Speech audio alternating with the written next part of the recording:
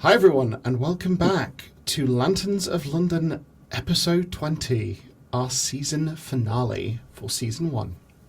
Now, we left the Lanterns in a little bit of a predicament. Namely, in the middle of combat in Carfax Asylum.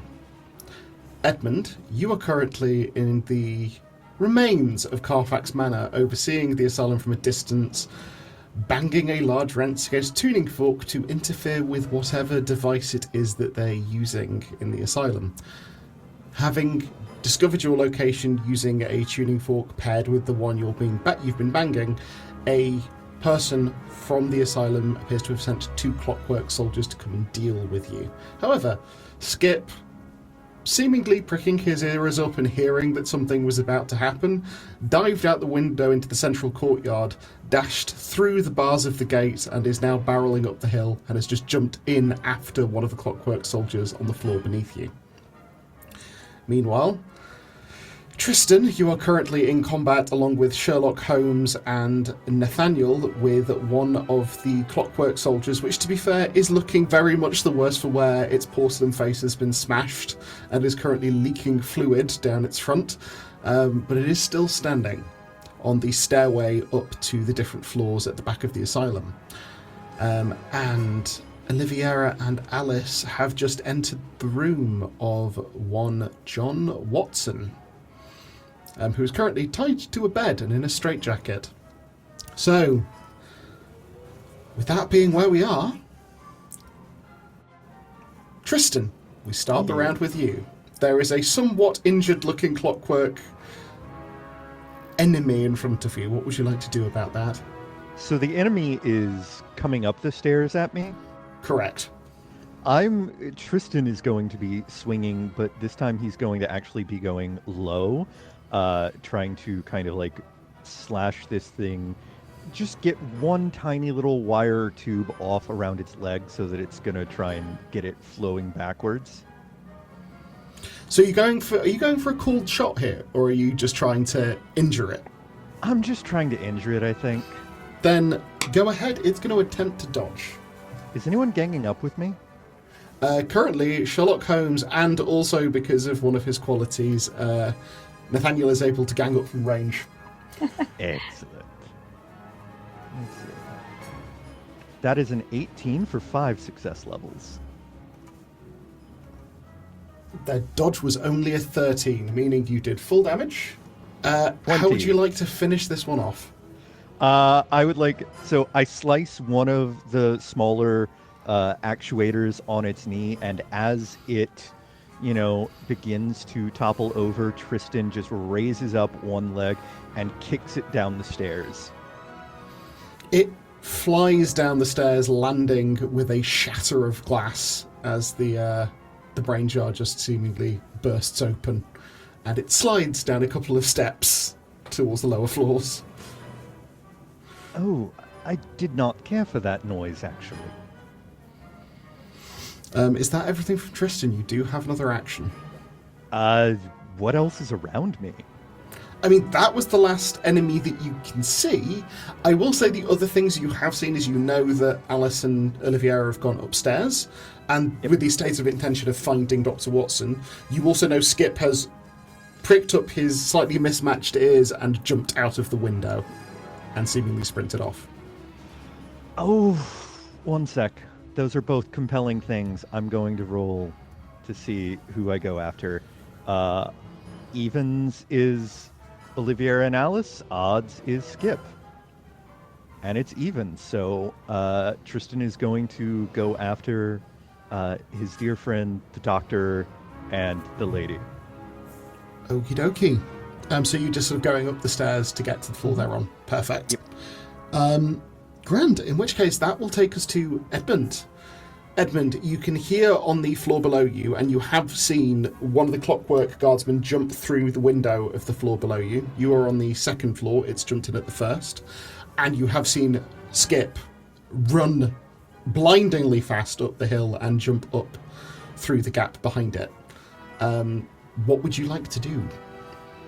So I am going to pick up have wrench in one hand, and I have the tuning fork in the other hand, so like dual wielding, I am going to charge downstairs and try and take out this machine while Skip is distracting it.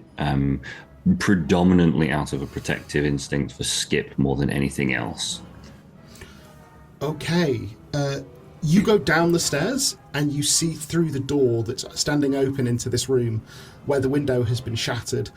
Skip currently has the metallic arm of this thing in its jaws and is dragging it around quite violently. He seems to be stronger than you remember him being. Currently, I'm going to say he is distracted and does not hear you approach. Excellent. In that case, I'm going to put the wrench into my belt so I hold on to it. I'm going to dual wield the tuning fork, and I'm going to take the tines off of its head and basically just try and like smash this tuning fork over this thing's head, with the objective being that in itself will ring the tuning fork once again. That makes sense. For the tuning fork, I'm going to say that's a small club. If you have one in your, I think you should have something to that effect in your. Yes, I do. There's one that I can do. Yeah, if you want to roll for that. Yep, absolutely. I'm going to drama point this because it's the finale, people. Mm-hmm. Use them if you got them.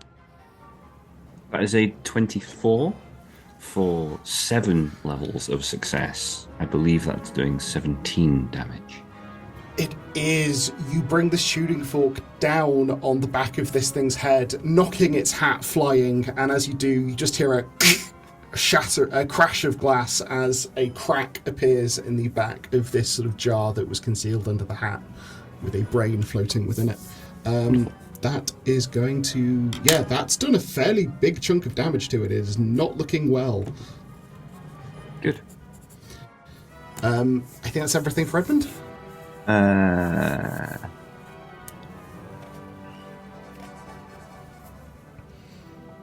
I don't believe you have a second action. No, I thought I did for a moment, but I don't, and that's absolutely fine. No problem. Alice, that will bring us to you. Right. So, seeing the man, she's just going to go, Dr. Watson, I presume? Duly noted. And then she's going to just, like, move over, take off the gag, and just be like, don't be alarmed. We're here to rescue you. Do not resist. Oh, that is marvellous news. But if you could cut me loose, please, young lady, that would be most agreeable. Do you have a gun? Oh, yes. But I don't think that will be good for cutting you out, so... And she's going to reach down, alarmingly so, because she's reaching under her dress, and then she's just going to pull out the knife that Tristan gave her and just be like, please hold still. And start cutting him out of the straitjacket. Right, you are. I will say that will take an action. So you're able to cut him out. The straps of leather sort of break under the knife. And he is able to sort of roll free. Getting him out of the straitjacket will be another action. No problem. Are you going to do that now? Yes. Perfect. You're able to untie and sort of unlatch the straitjacket. He has these very sort of long, dangly arms, but he sort of offers them to you, and you just cut the sleeves down so he's able to free his hands. Thank you, young lady.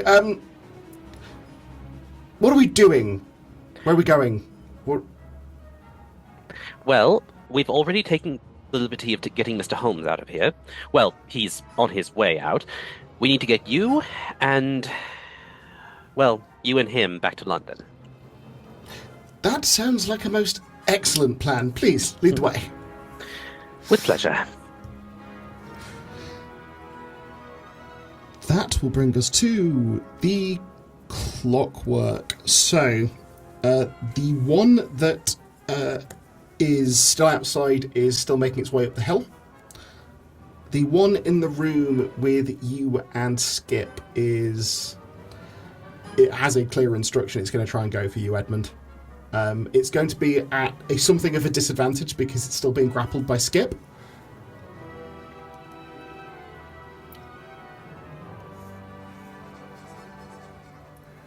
but it swipes at you with its bladed arm.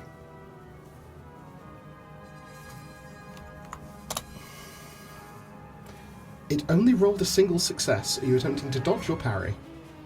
I will indeed attempt a dodge.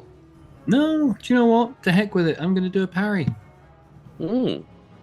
Go big or go home. Go big or go home. That's exactly it. So I'm doing an unarmed parry. Is that correct? No, you parry. Just roll the weapon damage. Oh, for just the roll the small weapon. club. Right. Yeah. Okay, that's fine. Excellent.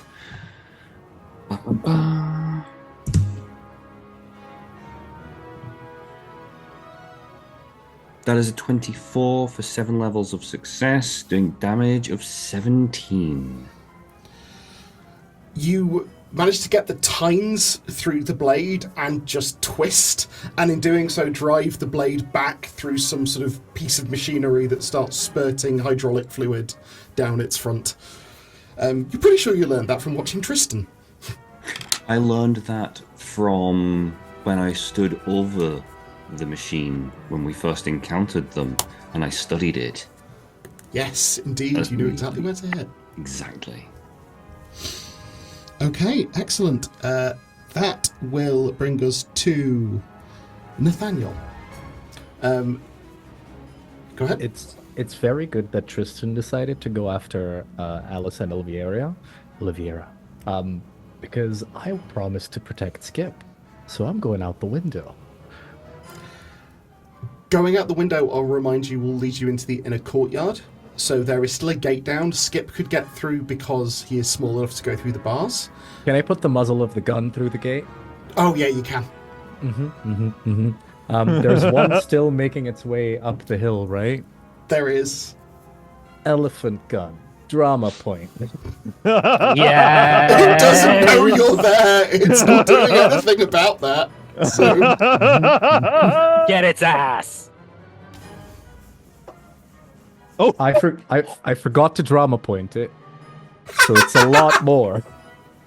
oh my god, you forgot to drama point it. So you rolled a 14, which would have been a 24, which would have been 7 levels of success. Yeah, Which means you would have rolled 45 points of damage. So, Edmund, you can see still out of the window as you're fighting this thing, another one is running up and sort of takes a run up, jumps to get through the window, at which point there's just an explosion of gears and the brain just slides into the room, at which point, heart of a heartbeat later, you hear the gunshot as from about half a mile away. Without missing Nathaniel has just deleted this thing. Without missing a beat, Edmund is going to look at Skip and go, "Don't even think about it." Or rather, his mouth is full. Yeah. It's intact. That is going to bring us to Skip, who... This one still does have its defensive action.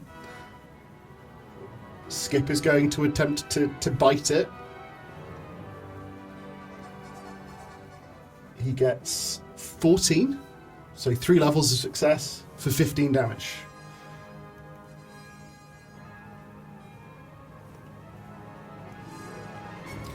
The guardsman attempts to parry, but does not make it, as Skip effectively...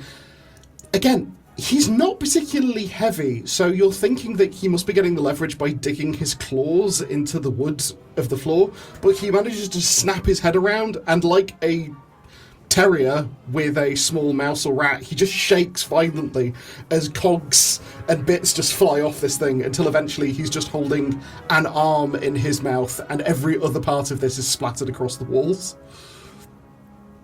As you do. That is the last functioning clockwork that you have seen. However, particularly with that gunshot, you're pretty certain the alarm is raised, so I'm going to keep everyone into initiative until you have made your escape. Point of clarification. There was a man coming up the hill with a tuning fork who was working out where I was with that, along with the 2 clockwork guys. Where's he? Can I see him still? If you look out the window, which I'll say you have the opportunity to do that, could you make me a perception notice roll? Yes, of course.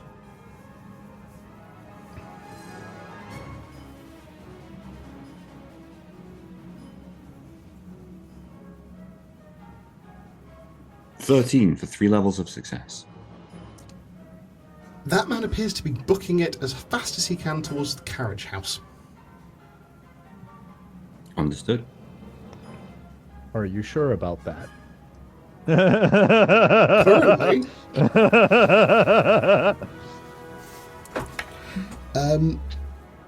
That is, however, going to take us on to Oliviera.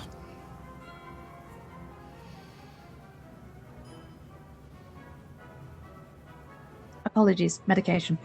Ironically, considering doctor. Physician, heal thyself. I am still in the room with Alice and Dr. Watson, correct? You are correct. I think at some point during the course of Alice's conversation with Dr. Watson, I'd have wanted to check him over, make sure that there's nothing too heinous that they've done to him that requires my attention, and also to introduce myself as a fellow doctor.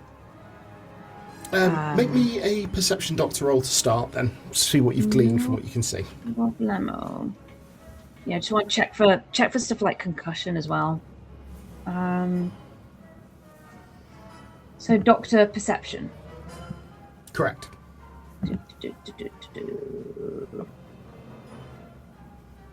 I don't get any bonuses to this, do I? No. Not unless you're using a drama point. That's an 8 for 0. Unfortunately, with the straitjacket still covering most of his form, it's difficult for you to tell anything from what you can see. He definitely doesn't look well. He's not at full strength or anything. You can tell that he's injured, but you can't tell the specifics. But you're able to talk to him. Yeah, just like to talk to him to ask if there's anything in particular he requires. Maybe try and get some information about how long he's been here, whether he knows. I think you've only got a few seconds, so you need to be just say what you're saying. Dr. Watson, Dr. Rice, how are you doing? Is there anything you urgently require? Escape and a strong cup of tea in that order.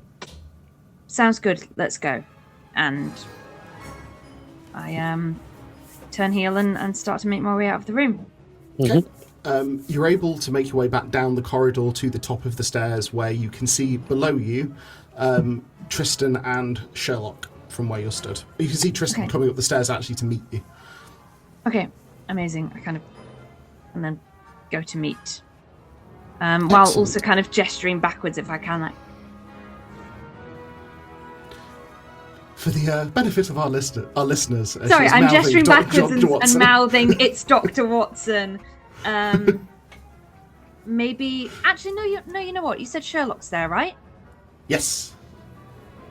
I'm going to shout out, "Sherlock Holmes, Dr. Watson, reunited, let's go." Just to make it as clear as I can to both of those individuals that the other is safe and with us. Excellent work. At which point, that will bring us comfortably to Sherlock. He's going, nice. Marvellous. And he's just going to turn on his heel and jump out of the window after after Nathaniel. He is going to... in fact, I will make a perception notice roll for him. Is he gonna outshine me in the one thing I'm good at? It's Sherlock Holmes, buddy. Does Sherlock Holmes have elementary observation? No, he couldn't, could he? On 14 for 3 levels of success, he is able to quickly assess the situation, see the winch that is currently holding the gate closed, and run over to it. He is going to get to it this turn, but he's going to start turning it. That will bring us to John Watson, who is just following the two young ladies as you go down the stairs, which brings back at the top of the round with Tristan. So, Tristan, the window out of the second floor, is it like a long drop down, or? No, I'm talking. So I keep confusing first and ground floor because I'm conscious I'm speaking to Americans. This is the ground floor window that Nathaniel has gone out of. Gotcha. Okay, so seeing that there's I was going to say I'll stop and like help people vault up, but if that's not going to be an issue, then yeah, Tristan just vaults through and is probably going to follow. Did Sherlock is still winching, or he's still winching? That is going to require strength athletics checks because it is a heavy winch. I will go help him winch then. Okay then, you have a +2 bonus to your strength athletics roll. Okay. Because you are doing it with assistance. Okay. You're going to need 3 levels of success to get it open. That is cumulative. Well, congratulations. I rolled a 16 for 4 levels of success. So, get wrecked, noob. You just... Nathaniel, you can step back and bring the elephant gun back out of the bars as very quickly the gate starts to rise. It's currently about 3 foot off the ground, which is enough for you to sort of scramble underneath it as you all escape. That will bring us to Edmund again. So, the clockwork in the room with you are most assuredly destroyed. Okay. So I'm going to, knowing how these things function from the first time that I interacted with them and really studied them, I'm going to grab a couple of the most valuable parts, pocket those, and then I'm going to basically rush out of the building and go after Captain Spooky, whoever it was that had the tuning fork, because they clearly knew what they were doing, and I want to find them. I'm going to use a smaller version of the tuning fork and try and intuit the same way he was able to find me, if I can do the same thing back to him and trace where he's going. If that's possible. Or is that more you'd be able to find or maybe intuit the source of the resonance that was being created within the asylum. Yeah. You don't know that would necessarily point to him. Gotcha. Okay, understood. Okay, in that case, at the moment, for where we're at, I'm going to focus on finding him and chase after him. Okay. I will say you can get out to the front door with Skip bounding along at your heel. Could you make me a perception notice roll? Absolutely would love to do that.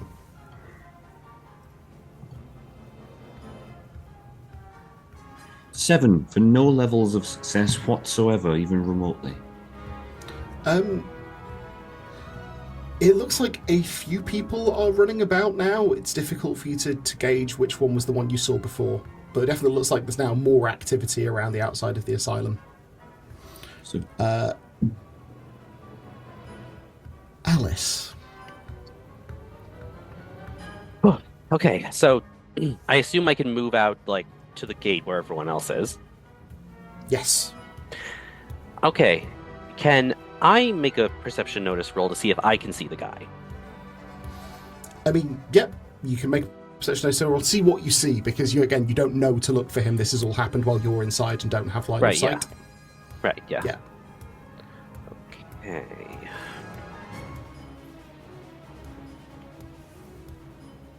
God. Nope. So you rolled an 8 for 0 levels of success. Again, you can see some people like outside the asylum. Most of them seem to be heading towards the coach house, is what you're able to see. can I retcon something real quick? As I'm moving around, I am taking the wrench out my belt loop and continuing to strike the tuning fork, ensuring that there is a continuous something. Understood. Yes, I'll say that's absolutely fine. That will bring us to. I haven't quite finished yet. Okay. I was just gonna say. Okay, so she doesn't see anything. She is going to take a second to reach down and take the revolver out from underneath her dress, hand it butt first to Watson, and say, "I do hope your arms are still functioning." Well enough for this, young lady. And then And she's if they're going not, to take my gun. Sorry. Can't resist the fun. It's all good. It's all good. We love those here. And then I assume she's going to be like, starting to move away, like, come on, follow, and then starting to run. Okay, so you're heading under the gate and heading out. Mm-hmm. Are you going left or right? Right is towards the front of the asylum with the coach house. Left is to the back of the asylum and the river and boathouse. Well, I think she would try to meet up with Edmund first, so whichever way is towards where the manor is. That is She a go- way try- up the hill. Okay, then she would probably go that way first. Understood.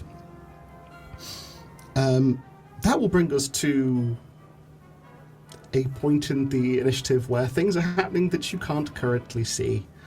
Which will then bring us to Nathaniel. I also want to roll perception notice, but specifically for the clockwork people that were patrolling the halls before. Mhm. Surely they're making different choices now, and I want to know what those are. Okay, excellent. Please make me a perception notice roll.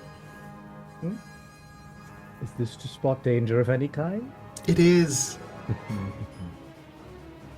Worst I could have done, 10 for one level of success. I mean, they are no longer in the corridors you could see at the front, meaning more are almost certainly on their way here. They are not doing the patrols that you witnessed before. Okay, then I'm gonna stick with everyone else and reload the elephant gun, because that does take an action, right? It does. So yes, you're able to load another round into the elephant gun. That will be to Skip, who is just holding his actions to defend Edmund and is just padding along at your heel as you make your way down the hill. Which will bring us back around to Oliviera. Okay, I assume so you're just...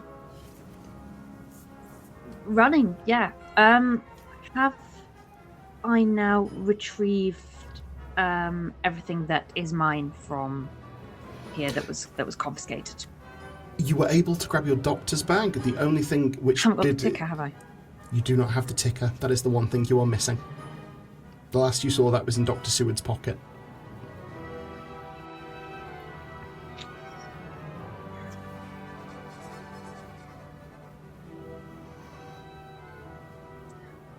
How far away is everyone from a point of exit? A point of, like, getting out of here safely? Relatively speaking. Like, out of the building. Out of the building, I mean, Alice has got through the gate, and Watson is close on her heels. I assume you're following them out on your turn. I'm not going without the ticker. In which case, it looks like everyone's at the gate and about to get out into the grounds. Okay.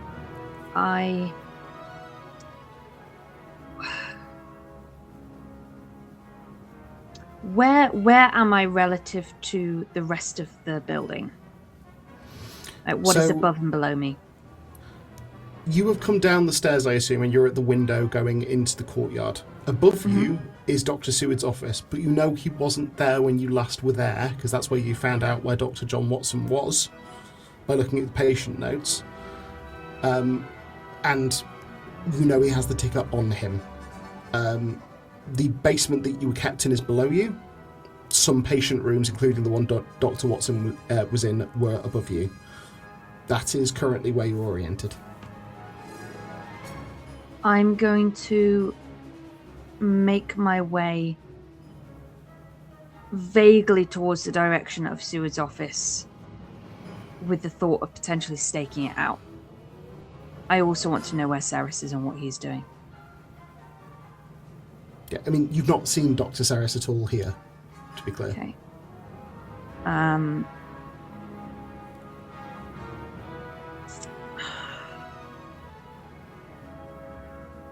Okay, I'm just going to very quietly make my way around as much of the building as I can, just kind of stealthing. Okay, so you're I'm trying going to to get start back doing that. Yeah, to going down corridors. yeah. Okay, could you make me a dexterity crime roll, please? And I'd like to drama point it, please. Certainly.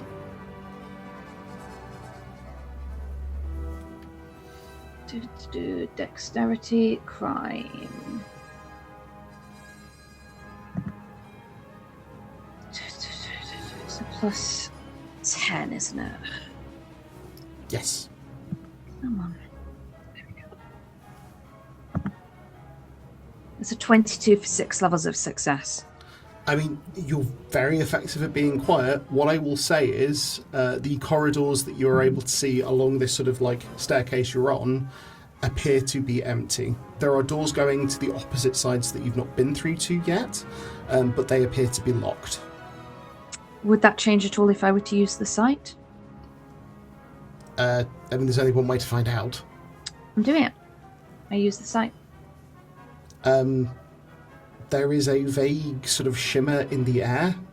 Please dock off the 3 life points as you activate the site. Yep. There is a vague sort of yellowish shimmer in the air. You can see there is something very bright in through the locked doors that you're coming up against on the top floor that is sort of seemingly emitting that sort of shimmering colour. Otherwise, there is nothing else that you can see using the site at the moment, not from this distance. I'm guessing that's my turn. That's your turn. Nice. That will bring us to Sherlock and Dr. John Watson, who are going to... Sherlock is just going to nod to you to make sure you've got it, and then let go of the winch and dash under the gate and sort of follow Alice. Tristan and John Watson is going to do the same, which brings us back up to the top of the round with Tristan. You and Nathaniel are stood near the gate. So I've seen everyone else except Nathaniel and Oliviera go through, right? Correct. Have I seen Oliviera at the window head in a different direction? You can make me a perception notice roll. You will need to beat her 6 levels of success. Well, okay, so I don't know that she's gone somewhere, but I know she's not. Yeah, you know she's not followed. She's not Okay. come out after you. She was right behind you, and now she's not. If I stop winching, is the gate gonna... It looks like there is a locking mechanism that you can activate that will hold the gate where it is. Okay, gonna hold the gate where it is, and then he's going to go to the window and look for Oliviera. Okay. You're able to sort of make your way back in through the window. Make me a perception notice roll. I'm going to drama point this, and it's still going to be awful. Oh, 21 for 6 levels of success. You're able to get up to the second floor, which is where Seward's office is. Mm-hmm. And as you sort of poke your head in, you can see her sort of like kneeling between 2 of the windows where there's like a deeper pool of shadow, seemingly sort of skulking along the corridor. I think Tristan's going to trust that there's a purpose here and follow at a distance. Okay. Yep. I will say you're able to sort of hold an action. Yep. If you so choose. Edmund. Yep, I was continuing to head towards the coach house. Yep. I'm chasing after anyone that was running towards there. Can you make me another perception notice roll, please? 11 for 2 levels of success. As you're running down the hill, banging on this tuning fork and with Skip at your heel, you spot him. And then you spot him again. And then you spot him again, and you realise you can see what looks like several identical copies of the same man, all about sort of 10-15 feet apart from each other, running towards the coach house. I'm going to come to a dead stop. I'm going to look around. Can I see Nathaniel? Can I see anyone else from the team from where I am? So from where you're standing, you can see 2 men who aren't necessarily immediately obvious to you who they are, with Alice coming up the hill towards you, because I'm going to say you're quite apparent from where you are with Skip at your side, and Nathaniel at the gate. I'll say you can just see sort of Tristan seemingly lock the mechanism on the gate and run back inside from where you are as well. Perfect. In that case, I'm going to run towards Alice, regroup with the intention that as soon as I do regroup, I am then going to want to kind of just let whoever is there know what I've just seen, and that I'm not completely potty. Okay, I'll say you two can meet. You can sort of meet in the middle. Because it's just her turn next, so we'll just go naturally into Alice's turn. You reach Edmund. You're able to talk to each other. Well, it's good to see you, Miss Alice. I'll keep it brief. I've just seen the most curious thing. I've just seen 3 identical men. I didn't hit my head or anything. I swear on my mother, I saw the exact same person 3 times heading towards that coach house. I was going to pursue, but I thought that's a bit strange. And rather than kind of leaping into disaster, I thought best regroup before I get myself injured, or even worse, skip. A fair move. Were they all wearing the same clothes as well? GM check, yes they were, I believe. It didn't even just look like someone wearing the same clothes. It looked like identical images of the same person. They were running in pace. They were just slightly apart from each other. So even like the motions, it was like glitchy, cloney type. Oh, right, okay. That is what I communicate to Alice. Although I wouldn't be able to use those same terms. Looked like a mirror image. Yeah. Some kind of illusion, then. Makes sense. Well, something like that, but it was uncanny. It was deeply unsettling. I suggest we proceed with extreme caution, if I'm being honest. Caution, yes, but also extreme prejudice. Oh, yes, Let's go. Of course. All right. And she's going to start heading towards the boathouse. She's also going to make sure that her cane sword is on hand. Okay, excellent. For clarity, the man that you've seen is running towards the coach house. Oh, the boathouse is the boathouse is the method of escape that you've been told about. Right. Yeah. Coach house. Cool. I am continuing to hit the tuning fork, so they're going to know that we're on our way, but I'm not going to stop hitting that. Understood. Alice, at that point, you can see Alice and Edmund. At that point, Nathaniel probably doesn't quite have the angle on it, just having got out the gate, but you can see exiting out of the front what looks to be 3 more clockwork guardsmen are exiting and coming around to intercept.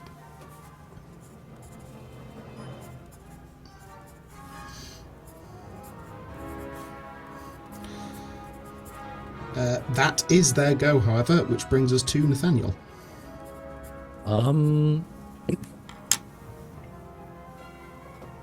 Nathaniel doesn't know that the clockwork soldiers are there.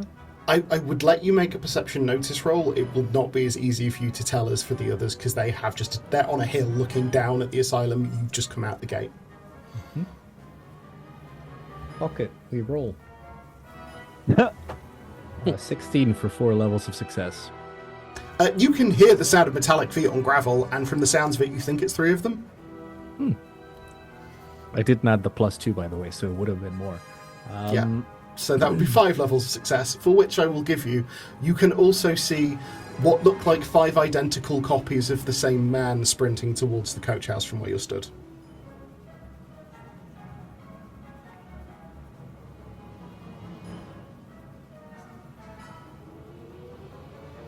Can I, on 5 levels of success, ask you a question that you can choose to answer or not? Certainly.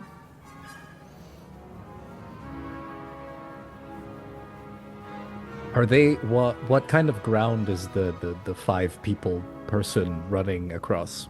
Is this grass, gravel? It's grass. Grass? It's grass. They're about to reach the gravel. Is the grass moving at the feet of all of them, or just one? Just one. Do I want to shoot someone from this distance before I know who they are? I can do a called shot. You can. Didn't I have an ability that made those be less difficult than they're supposed Called shots. I believe that was a. So, are you aiming for his leg? Effectively, yeah. Is the question. Yeah. That is a called shot. It is at a -5.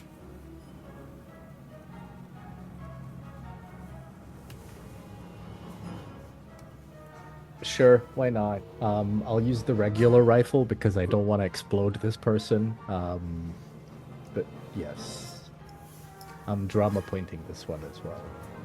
Okay. Ooh, am I not allowed to drama point a weapon? How do I do that? There was no pop-up.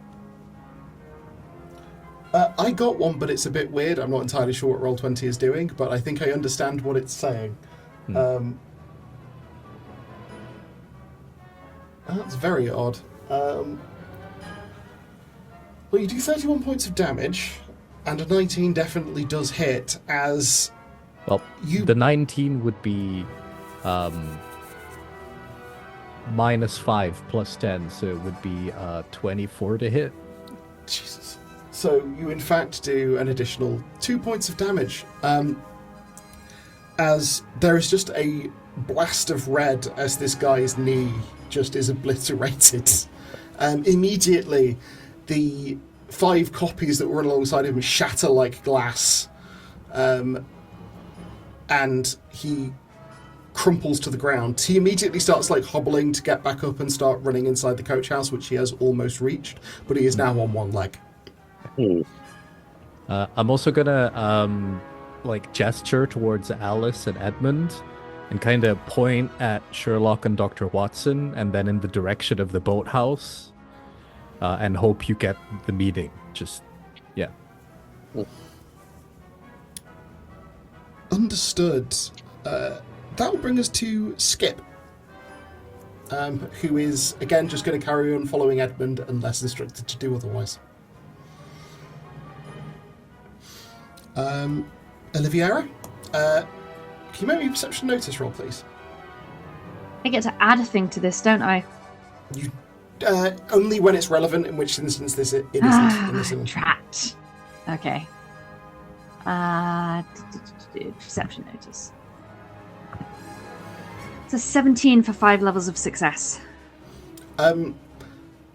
There is a moment where you sense a presence behind you, turn, wishing that you had the Derringer ready on your wrist. Do. Okay. Did you reattach it? You may have. I know last that I session. recovered it. I don't think you specified you re-equipped it. Okay. But you turn to see Tristan stood behind a few paces behind you.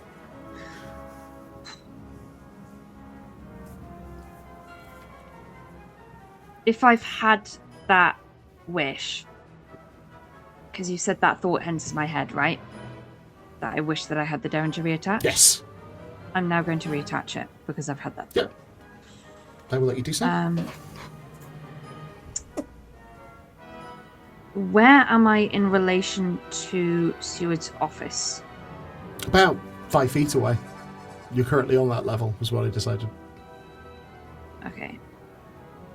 I would be very tempted to just lie in wait here. Is Seward's office the one that I saw in the plate that I examined? You know, when there were people having a meeting? No, it doesn't look the same as that room. Okay. Interesting. And I can't tell if there are any other doctor's offices on this floor. There have been no other doctor offices that you've seen, no. Okay. I am going to wait. I will let Tristan have a chance to interact with you now because you're in the same space and have clearly noticed each other. What exactly do you think you're doing, Oliviera? I'm retrieving something that's mine. Then we should go and retrieve it. Quickly. Dr. Seward has it.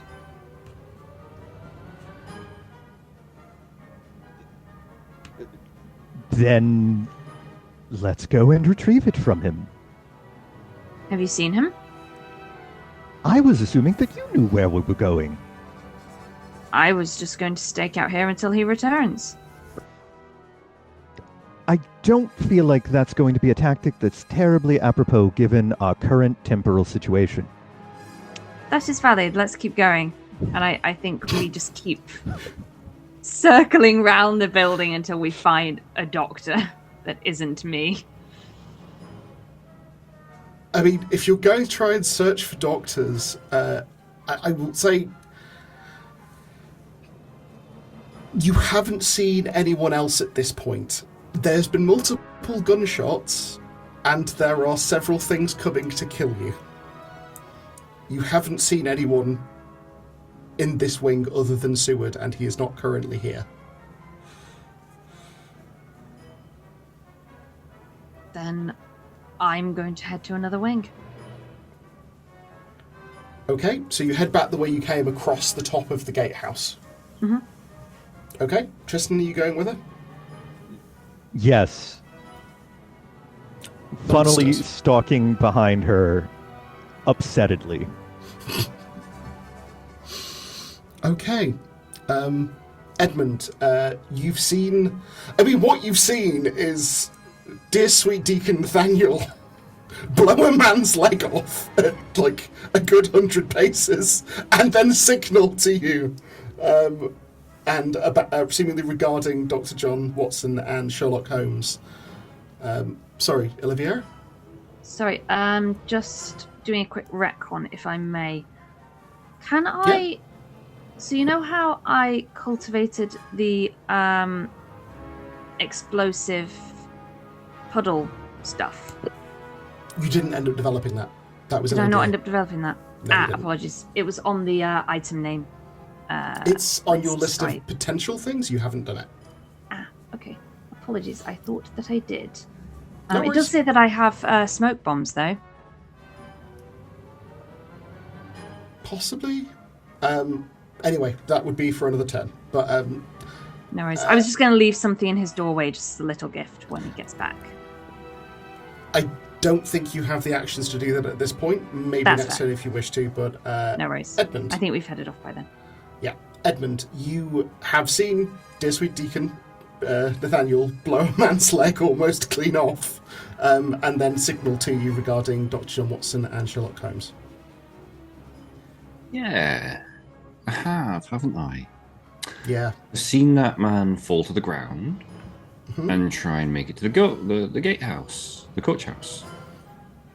Yes. How far is he from me? 50 paces to 100 paces? Excellent.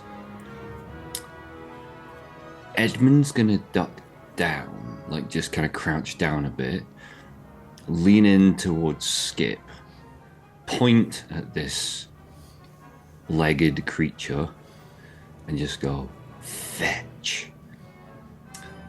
And then he's going to turn around and start walking back towards getting Watson and Holmes safe. Miss Alice, shall we? Understood!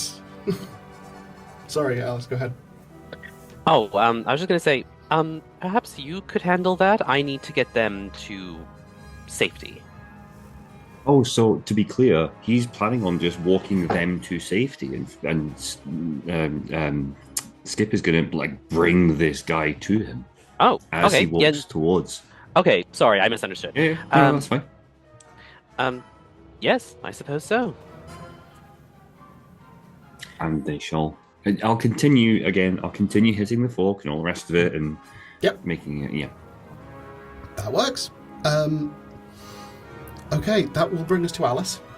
Mhm. So again, you can see 3 clockwork coming around towards Nathaniel and Dr. John Watson and Sherlock Holmes. I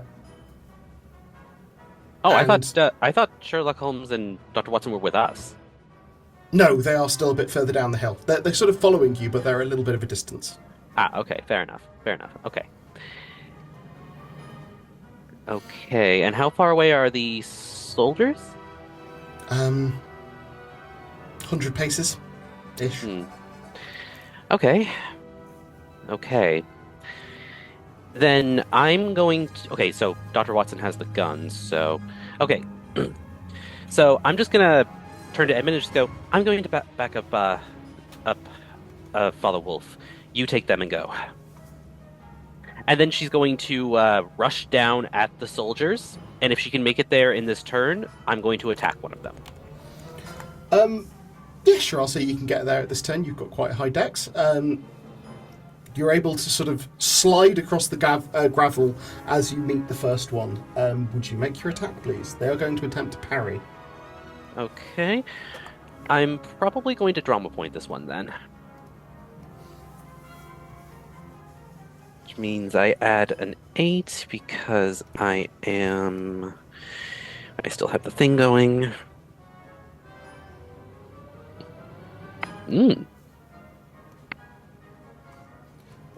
They do not succeed as you do 7 levels success and they merely 6. Mm-hmm. You deal 15 points of damage. It's actually a bit more because I took the Blade Master quality, so that means I do 3 more damage with bladed instruments. You did! Make sure you bump that up on your character sheet as well. The base damage, just add 3 to it. Oh, okay. I didn't realize I could... Okay, that makes sense. Yeah. Okay. Okie dokie. Anything more from Alice? No, she's holding her second action for defensive. Makes perfect sense. That will unfortunately bring us to the Clockwork, who are now going to gang up on Alice. First one attacks. That is 4 success levels to hit. Are you attempting to parry? Yes, I am.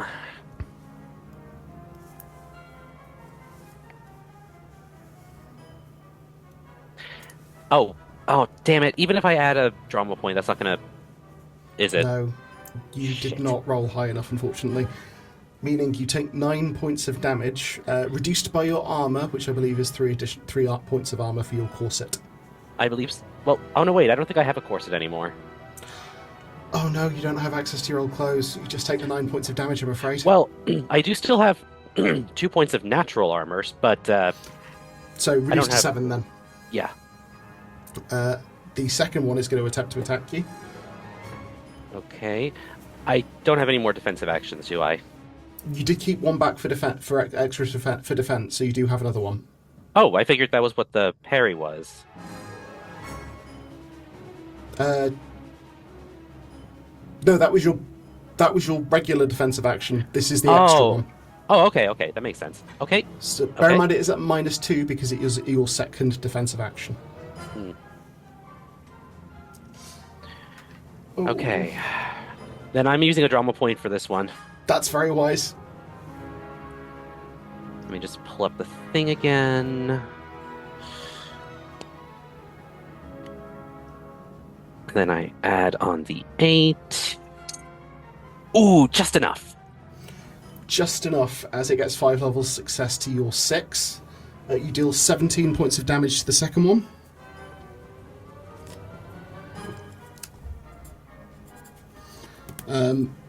Unfortunately, that leaves you without any defensive actions and with the last one coming at you, and it is going to...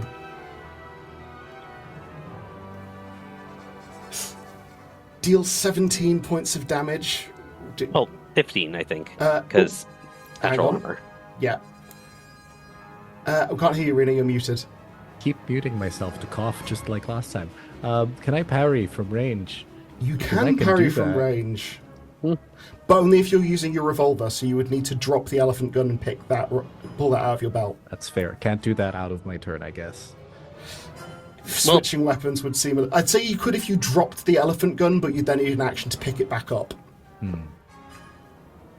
Yeah. No, sure, I'll do that. I can deal with that.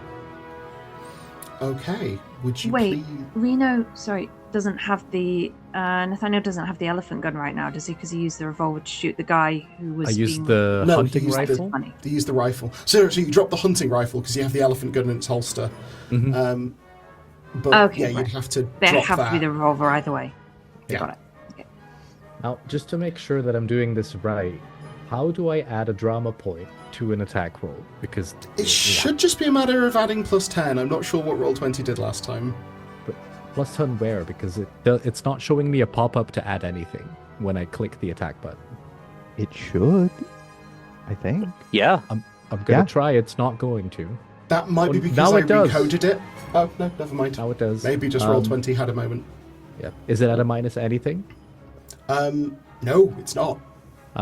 This looks like a dangerous attack, so I'm gonna drop a point this one. This seems sensible. Bam! 25 for 7 levels of success. You're welcome. Alice, you, from your perspective, you slide into range, slashing across one of these chassis, hydraulic fluid spraying everywhere, at which point that one dives in with its blade, catching you in the side. You manage to parry and slash across another one, but as your sword is engaged, you see another one drive down with the blade towards your stomach, at which point, with a resounding boom of a gunshot, its arm is just smashed backwards, spraying hydraulic fluid everywhere as Father Nathaniel pulls the revolver from his belt and fires.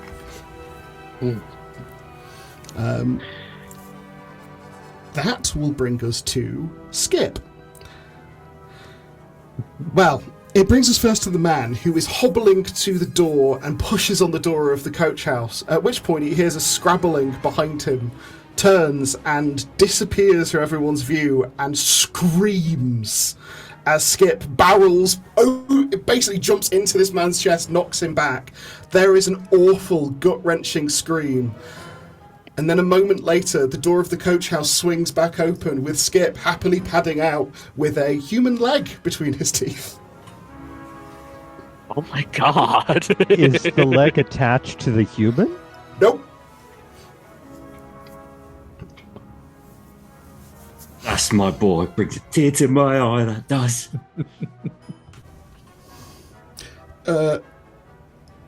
That's going to bring us to Oliviera. So I'm just taking a moment to recover from that image. He's doing the little dog happy dance that they do when they've got a stick they like. Could have just got him a leg of light. It's fine. It's fine. I've still not seen this dog. I don't know what's going on. You have not noticed this dog was wearing a Psychic hood damage and a is to coat. me, Yep. not Oliviera. Right. Bless him. I'm just carrying on searching for Seward, whatever that entails. So I've gone over the gatehouse, and I'm in the other wing. Is that correct? You get to the other wing, and what I'm going to say is please make me a perception notice roll. You don't add anything to this, it's just a perception notice roll. Okay. Drama boy. There's a 16 for 4 levels of success. Okay. From what you see, as you round the corner, there is the sound of clashing steel just below the window, and you look down to see Alice and Father Nathaniel in combat with 3 of the Clockwork Soldiers.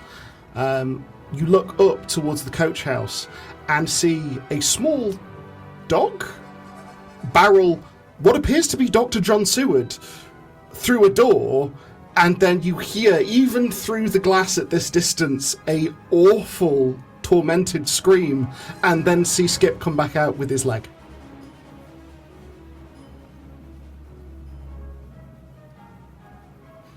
Can't tell it's Skip. It might be a dog. It's difficult to say. I'm still using the sight, right? Yeah.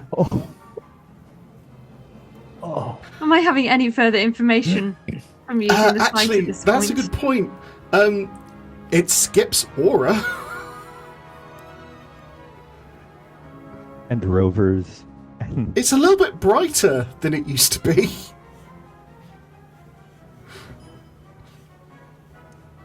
Oliviera stops. In another universe, Oliviera rolls for sanity at this point. Sorry, carry on. Oliviera stops in whatever corridor she's found herself in. She turns back to look at Tristan.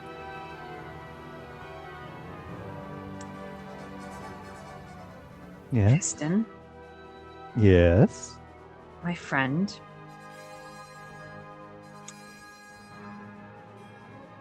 Did Edmund bring his dog back?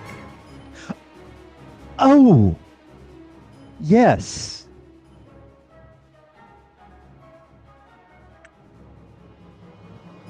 Okay.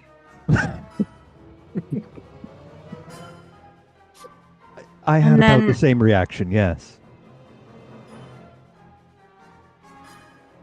Oliviera, and you can kind of see her mentally filing this as a thing for later. Very forcefully, because she kind of wants to get into it now, but she knows she can't. Are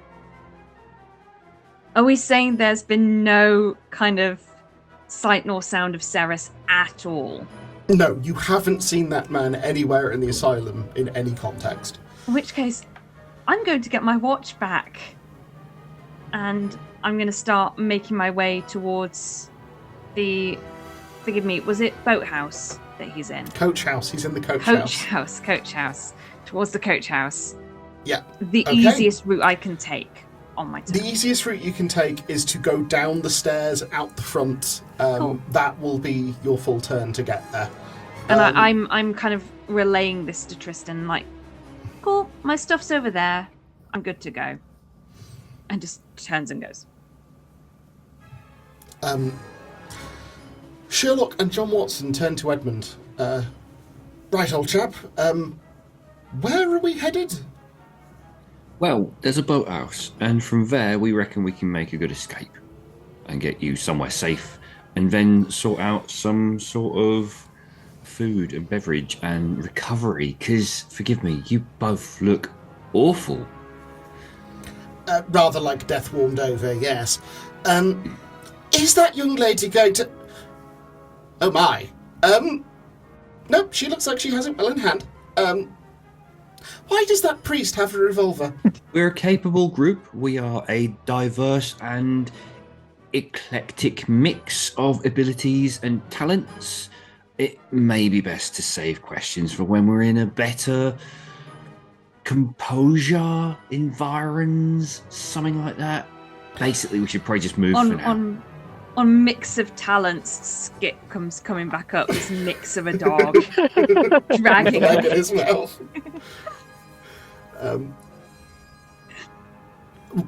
Watson will just sort of look at Edmund. I've been telling him much the same thing for the entirety of our acquaintance. Come on, old fellow, let's... Discretion is the best part of valor and all of that. And he sort of just starts pulling Sherlock away. And gets the other side and assists. Excellent. That brings us back up to the top of the round with Tristan. So Tristan has been following Oliviera. We're not all the way down to the coach house yet, are we? No, you're not far. It's like a move action away from where you are, but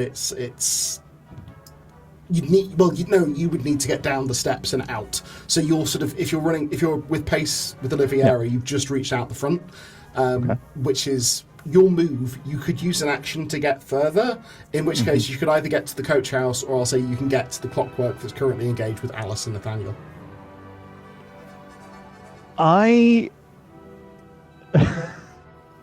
Tristan is going to, as he's, walking alongside Oliviera, who may be running, but for Tristan it's just a sprint. He looks at her. I'm sorry for this. There's no real genteel way to hasten this up other than... And then he scoops her up and runs with her to the coach house. With that, also you're able to sort of deposit Oliviera at the door of the coach house. Love it. And I still have an action, right? You do. You have your second action. Can I see into the coach house? You can kick the door open. Yeah. There is a trail of blood leading to what looks to be a handsome carriage that's currently got a clockwork guardsman sat at the front, and literally Dr. John Seward is pulling the door closed on the carriage as you arrive. So he's looking at me. Yes. Is he looking at me as well?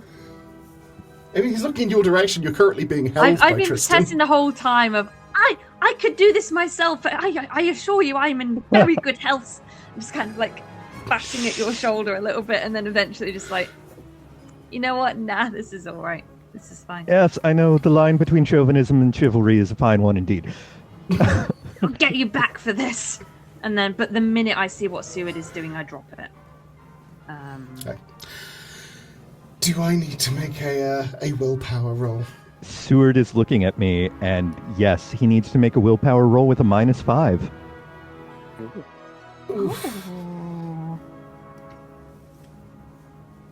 Yeah, he doesn't make that. And just sort of like starts again. He's just struggling with the door, trying to get it closed. For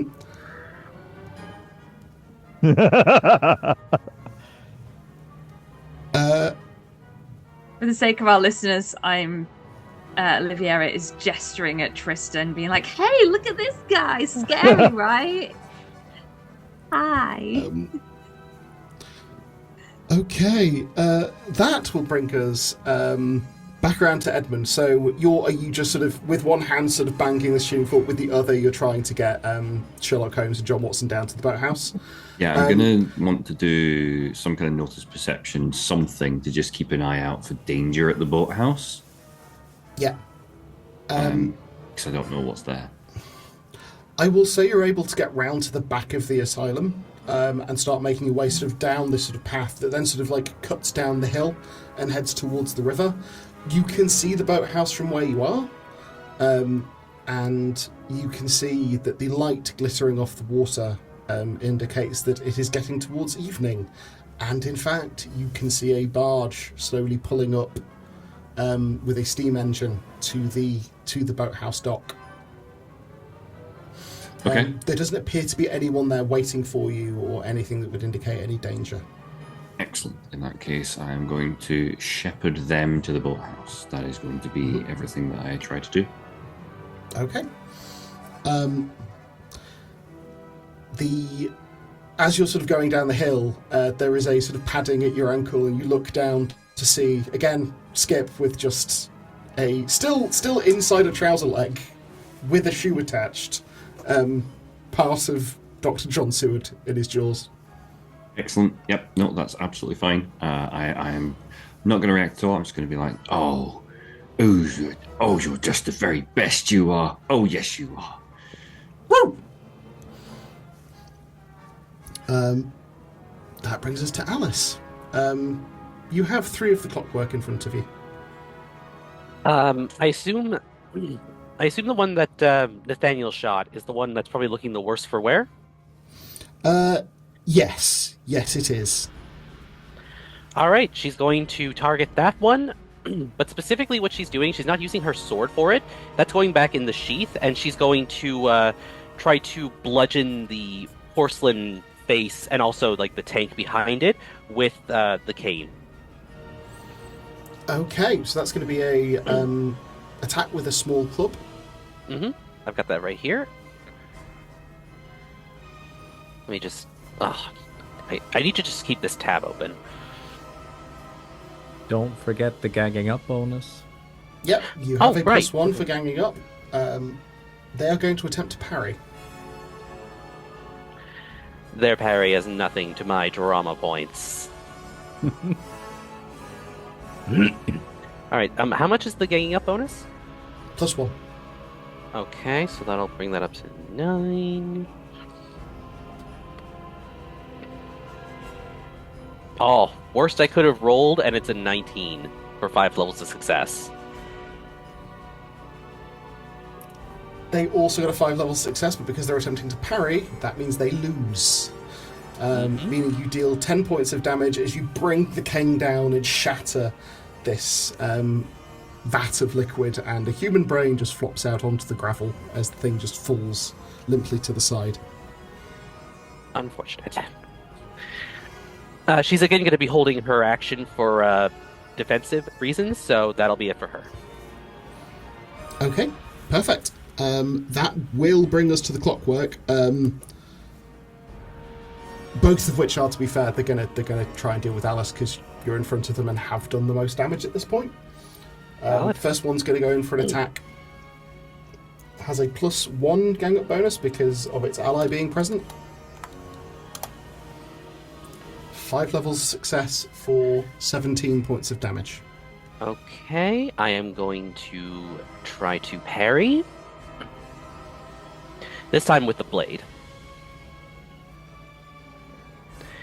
And, I'm using up all my drama points if I can. So I'm doing this one too. Certainly, go for it. 24 for 7 levels of success. You make it, and that is enough. How would you like to finish this one off? She's gonna... Oh, you know what? She's gonna do, like, the samurai thing, where it's going to swing at her, and she's going to dodge and go straight past it with a slice. And then she's gonna do, like, a thing where she flips the sword around and resheaths it.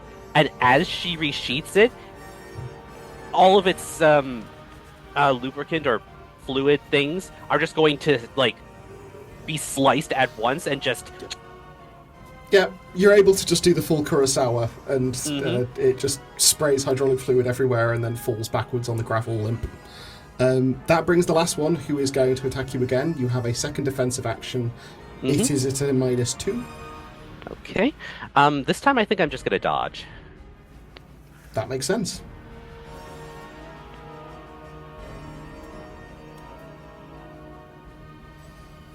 Okay, post drama point.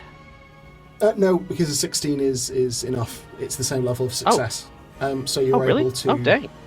Okay, Oh, never no, mind. you're right, that's 4. No, that's 4. It would need to be a post-drama point. Actually, you're right. Sorry. Okay, yeah, that's all good.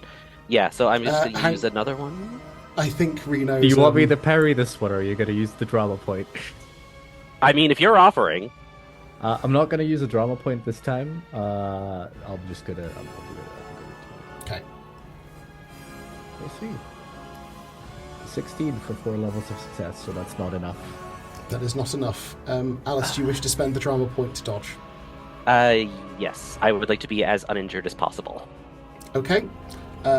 This blade is diving down towards your heart, and for a moment the gravel slips beneath your feet, and because of that it just nicks past your shoulder as you stumble, narrowly missing you. However, that is going to bring us to Dr. Seward, who is going to slam the door shut on the carriage and is just tears streaming down his face, crying, "Drive! Drive! God, you automaton, drive!"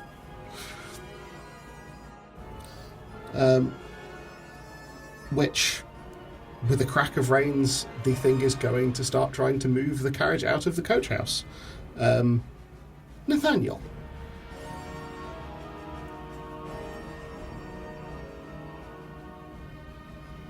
I have to reload my gun, because I've been counting. This is 6. However, do I know that Dr. Seward is coming out with the carriage? I mean, you've seen a man. I think you rolled high enough to spot that it was Dr. Seward, yeah. But you mostly, can see, do I know you can that... see a horse coming out with what looks like Dr. Seward in the back of it, yes. Can I, in the same way, drop my revolver and use the elephant gun to shoot the 2 beams holding the carriage to the horse, so that the horse runs off and the carriage stays where it is? Clever. I'm going to say that's going to require 5 levels of success. That's a very accurate shot. I am drama pointing it. Just This is so you fair. know. If Roll20 allows me to anyway. Nope, doesn't want to. However, it does tell me you rolled 19, which is more than enough for 5 levels of success. Which means with an almighty boom from the elephant gun, the beams that are holding this horse secure to the carriage are just exploded, and the horse, whinnying, runs off, dragging 2 trailing pieces of wood as the carriage just tips backwards and skids to a stop on the gravel.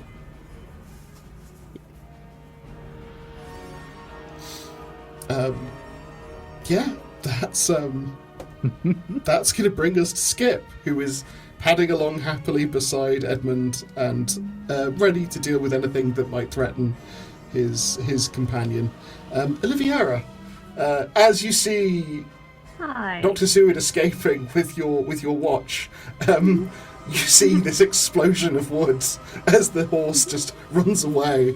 and the carriage skids to a stop. I'd like to approach the carriage, please. Certainly.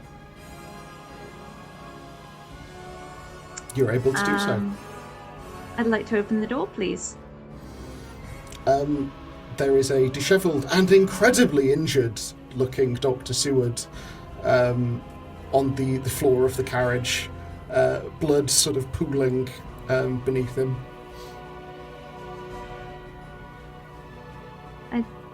What's the surrounding ground like? It's gravel. Oh. Is there grass anywhere nearby? It's a Gravel? fair walk away. It's probably just gravel for the immediate surrounds. Okay, gravel's fine. I'd like to drag him out of the carriage, please. Please make me a strength athletics check. I'm going to drama point it. Certainly. Thank you. Just for the most literal flex.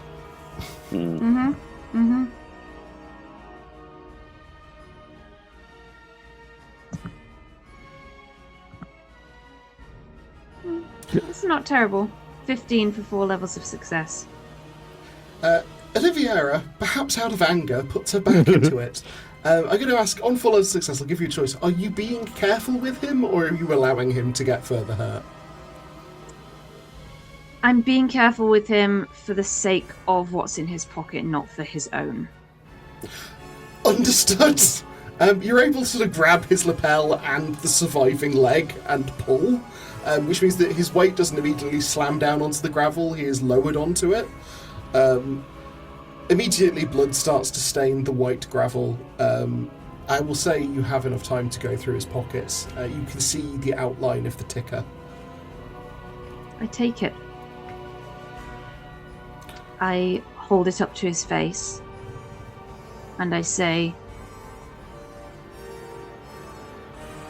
"You are lucky on this day that this watch has not stopped in your possession." And I lean back and I just look at him, and I'm still using the sight, right? Mm-hmm. Yeah, I want to make sure he's looking into my eyes. Yep. He's already seen it, but I want to make sure. And I want to say to him, I am not a product of whatever was done to me. And again, you are lucky that I am not. Do you want me to help you? Or do you want something worse? Help! Is that the end of my turn? I'm going to say that's the end of your turn. Okay, so that will bring us to Sherlock and Watson, who are, and along with Edmund, I'm sort of like swishing time a little bit here, will arrive at the sort of dock of the boathouse, and you can see the man who you met in the village pub, sort of just waving you over. Were you able to find Simon? Not yet, but if you take these two and you take my dog with you to keep them safe, I'll go back and have a look for him. Alright, come on. It sort of like helps them on board. And as you sort of turn to sort of head back up, you hear, "You're Sherlock Holmes."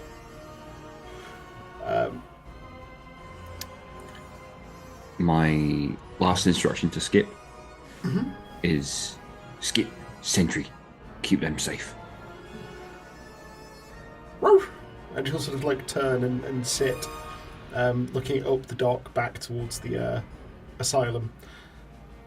But as you're sort of walking away, you kind of hear a low whining in his throat. Tristan.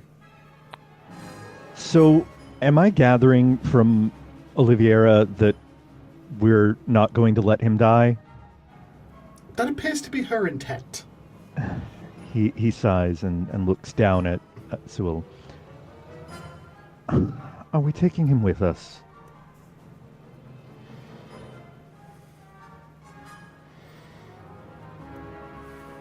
Actual question. Oliviera. Oh, sorry, I thought you said it to him. I mean... Gotta hand him over to someone, I guess. Right.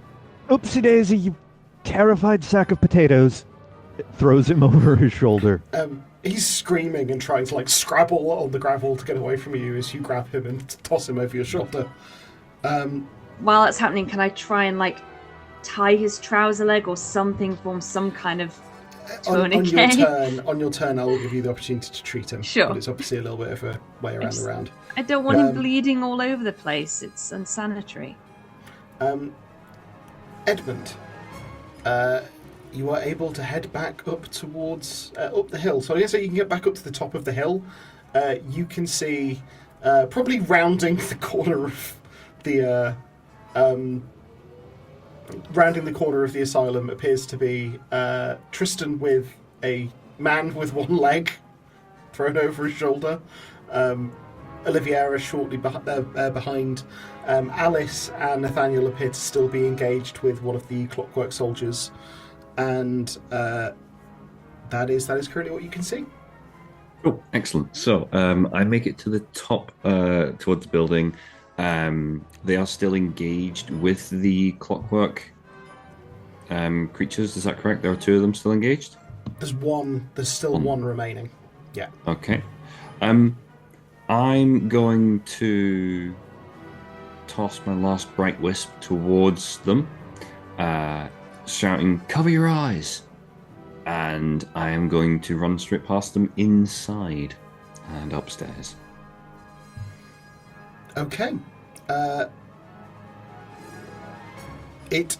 bright wisp zips out of your hand, concertina's out, and flies over, and then with a bright flash, as Alice and Nathaniel and the others just manage to sort of cover their eyes, the clockwork soldier goes stumbling back several paces as it goes off in its face. Do you mind if I yes and that? Go ahead. I would say that Ceres probably doesn't have time to understand what that really means. So do you mean Seward? Seward, sorry. Doesn't have time to understand what that means, and probably wouldn't have the wherewithal to cover his eyes either. Yeah, there's just as this horribly injured man is also temporarily blinded. Love it when bad things happen to bad people. Hashtag it's what he deserves. That will bring us to Alice. There is still one clockwork soldier in front of you. Not for long. I'm going to try and cut him. Okay, please make your attack. He is going to attempt to parry.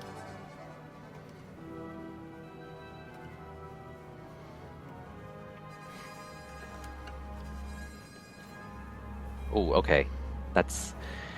I should be able to handle that. Oh, for fuck's... Oh, no, wait, that's the same level of success. Same level of success, meaning you succeed. You manage to do 13 points of damage to him as he brings the sword up, but you're able to sort of lever around and slice into the hydraulics, doing not insignificant damage to the creature. Okay. It is still standing. You do have another action. Mm-hmm. And, if there's only one of them now, I think I can... I still have a defensive action for when he attacks, right? You have an extra defensive action, yes, because if you don't spend your action, you keep it back. Right, okay. So, if I do attack now, I'll still be able to defend myself when he attacks again. Correct. Okay, in that case, I'm going to attack again. It is at a -2 because of the additional attack. Right. So it'll be a -4 overall. So I'll... If it fails, I'll use a post-thing drama point. He does not have a defensive action, so all you need to do is hit him. Oh, okay. Never mind. We're good then. Another 13 damage. How would you like to finish the last one off? Well, I already did the Kurosawa thing. I think it'll just be like a methodical thing where instead of doing one slice that takes out everything, she's just going to do like a rapid-fire... And then you do a Zorro. Yes. And then he just falls apart. Yeah. Yes, you are able to dismantle the last clockwork guardsman. And it just falls to pieces in front of you. With that, I will take us out of initiative briefly. You have made a lot of noise, and there are probably other people in this institution who are not on your side. But I will give you the chance to move through the space.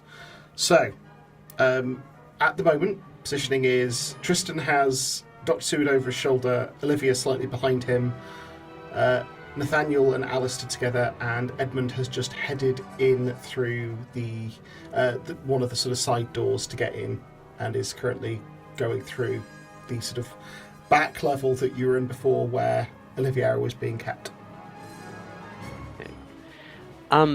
Because we had our eyes covered with a bright wisp, we probably didn't see him go in, right? No, I'm going to say you probably didn't see him go in. I will say maybe at a greater distance, Tristan and Oliviera could have seen him heading in that direction, but the others not so much. So we're going to head to Edmund first. So you get in. Where are you headed? So you're able to sort of duck in through the gate and then head over towards the...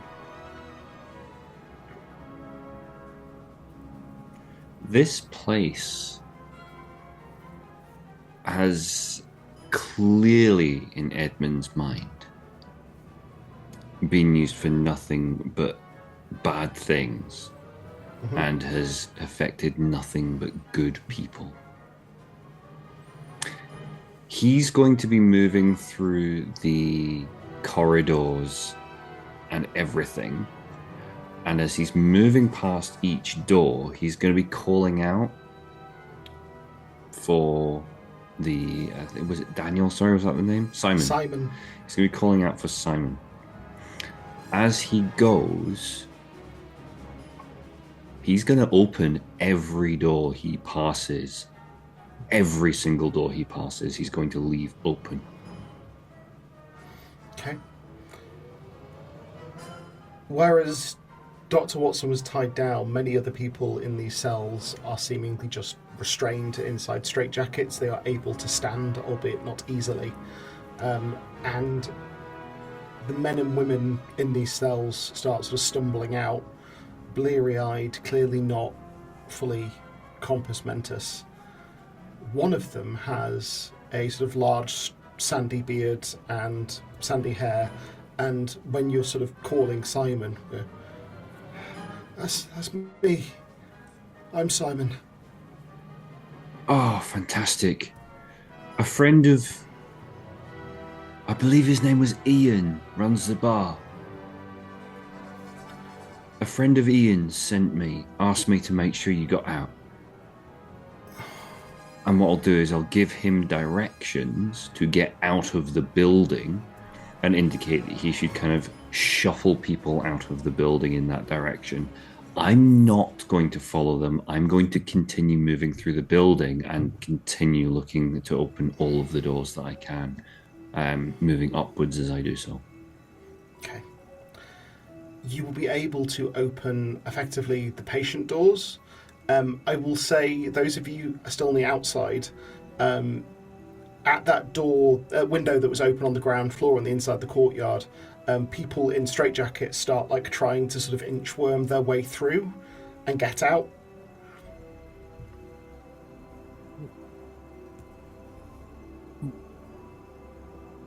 What the devil? How close are Tristan and I to that? To the You're building about, and to what's going on? 50 paces. Mm-hmm. I'd like to be in as rudimentary a way as I can probably manage, because there are so many people coming out. I'd like to be checking over them as they stream out, just Okay. seeing if there's anyone who requires urgent medical assistance from what I can gather. Make Just as a me passive. a perception notice check, please. Does this add the bonus onto it, or...? No.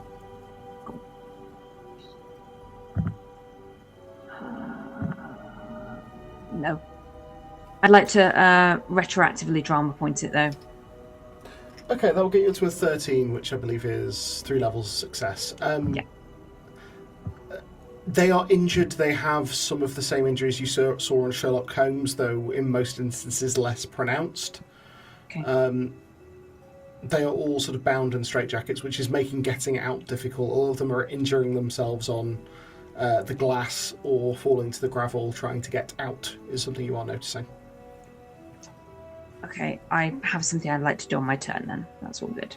We're not doing turns, we're just in okay. free. In that case, if I've finished kind of tying up Seward's leg just a little bit. Yeah.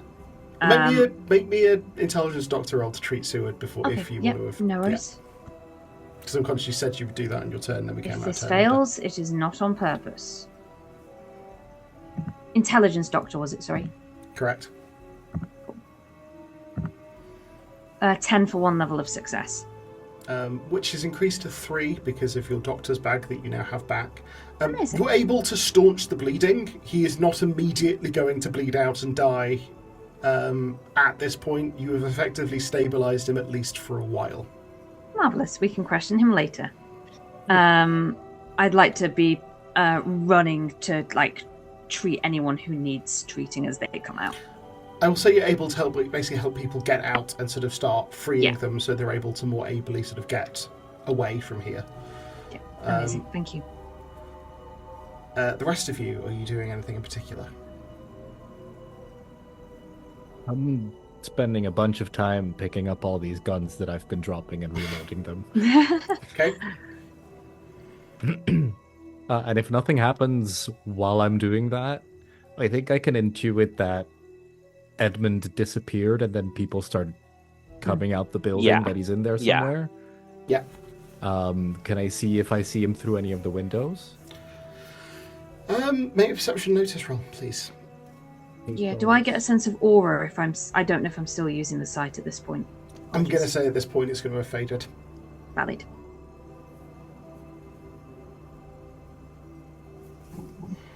$14 for 3 levels of success. You spot him on the top floor as he sort of starts going along and opening the doors on that level. Then once I'm done picking up and reloading, I think I would join him. Okay. Edmund, as you get to the end of the corridor, Nathaniel sort of reaches the top floor behind you, armed, and sort of starts coming down the corridor towards you. Father? Edmund? I figured we shouldn't really leave anyone behind here. I suspect that if they clear off, they're not going to exactly come back and make sure everybody's all right. Good thinking. Let's keep going. Of course. I'm going to say you have reached the end of this corridor, so that is the last door of the sections of the asylum that you have been in. There is another wing opposite, but the doors to it appeared to be locked when you checked them, Edmund. And there is also these cells below that you saw as well. Cool. I would like to try and lockpick the door that is locked. Okay. Please make me a dexterity crime roll. Dexterity crime.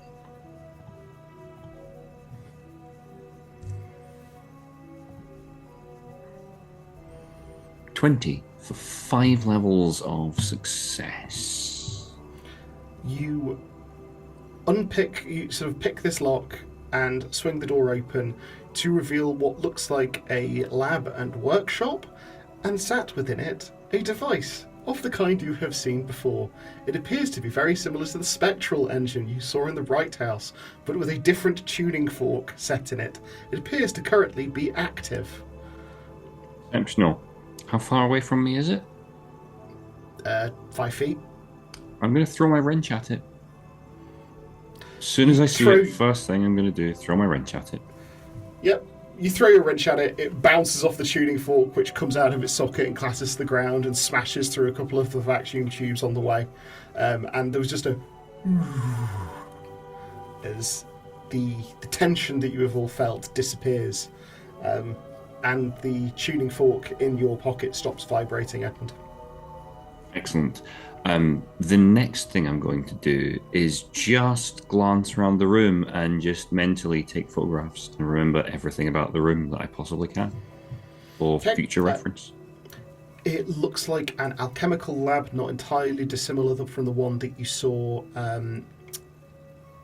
being used by Dr. Saris back at the beginning of your adventures. One thing you do note is there is a large leather-bound book on what looks like to be a lectern in the middle of the workshop. Perfect. Beelining for that. Okay. You open it. It appears to be written entirely in Latin, and there are several large sigil circles like the ones you have seen down in the cellars that appears to be daubed in the book. Perfect. I am going to take the book. Excellent. There is a door back the way you came. There is a door across to the neighbouring wing. Okay. I'm going to point at that door and raise my eyebrows to Nathaniel. Shall we? Nathaniel's going to nod and get going. Yep. Onward. I will let you have your 5 levels of success carry over and pick this lock as well. You have appeared to find the women's wing, and you are able to go through opening the doors and releasing women in much the same state as the men you've been releasing from the cells you've just gone past. Tristan and Alice and Oliviera, what are you up to? Tristan. Well, okay. Go ahead. I'll let Tristan go first, yeah. So, did Tristan feel as the tension was released? Yes, I will say he did.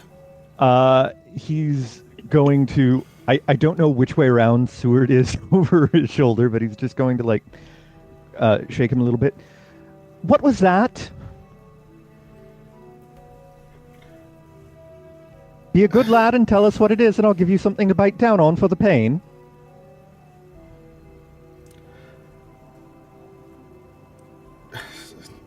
Spectral engine. Super helpful. You couldn't comprehend. I'm sorry, do you need to look at my face again? Do we need to have an eye-to-eye conversation? He sort of just goes limp over your shoulder. Right. He pulls out, I don't know, a very small leather-bound poetry book and just shoves that in his mouth. There you go. Okay. He's currently drooling over your poetry book. It's fine. It wasn't anyone important. With that, Alice, is there anything you want to do? Honestly, feeling the tension go and intuiting that, they probably had something to do with that inside. She's like, you know what? I think we're good here. And she's going to head up to the boathouse. Down to the boathouse. Are you leading? Yeah. So I'm going to say there's a large crowd of freed people, about 20 and more coming, sort of milling around on the front of this lawn. Are you taking them with you? Well, she's going to sort of clap and just be like, your attention, please. If you would like to get out of here post-haste, please follow me. And she's going to start, walking towards the boathouse so that people can follow her. Okay. Beautiful. You're able to march down the boathouse. The man actually sort of commanding the barge will see sort of the large number of people coming. It's not an enormous boat, so he starts with getting people on deck and then tries to get people sort of down in towards what you assume must be the hold. But he's helping. He's looking very nervously back up at the asylum periodically, but he is helping. Oh, you needn't worry about that. We have Dr. Stewart in tow, and his cohort is currently in one of the cells. If you say so, miss. I do. Can I just point something out? Oh no. Did you just free Lucy? I didn't know who was in all the cells. I've just gone around opening every cell that I could find. Edmund, I have specified you didn't go down into the cells. You've gone along the base of the patient wings. Are you going down into the basement? Yes, he absolutely would. Because he's going to think the worst of the atrocities are going to be in the basement. Yeah. Isn't... Nathaniel's with him, so I Yep. should be... Oh, I thank God. would stop you on this one. Yeah. Nathaniel, you will remember the people you saw in the cells looked like the Ripper. Mm-hmm. And the other person in the cells that you're aware is down there is Lucy. Nathaniel has his own plan for this building. Lucy's about the only one he's maybe considering not involving in that plan. You understand my meaning? I think I probably do. So one of the things that Edwin's going to do as we're in this kind of the lower cells, he is going to call out in case there is like someone there who is compos mentis and is able to, he's not just going to blindly accept that there's no one here can be saved. You do hear a voice answer. It's like, is someone there? Dude, you wouldn't happen to have any flies, would you? No, I don't have any. What? Why would I have flies? Do you keep flies on you? Well, yes, to feed to the spiders. Good grief. Father, forgive me, but I don't know what to do here. I don't really want to open the door for this gentleman. Nathaniel's gonna give you a little shrug and then, put his mouth to the little latch in the door. If we let you out now, what will you do? I will go and find the master and serve him. Who's the master? I don't believe I'm allowed to tell you that. Edmund's going to indicate for Nathaniel to move slightly away from the door and then just say very quietly, I think this man might actually be of questionable sanity. Now, that being said, I don't think it's reasonable that he should remain here, though. It sounds like he needs actual help. Maybe a lobotomy or something, I don't know. I wouldn't wish a lobotomy on anyone undeserving, but...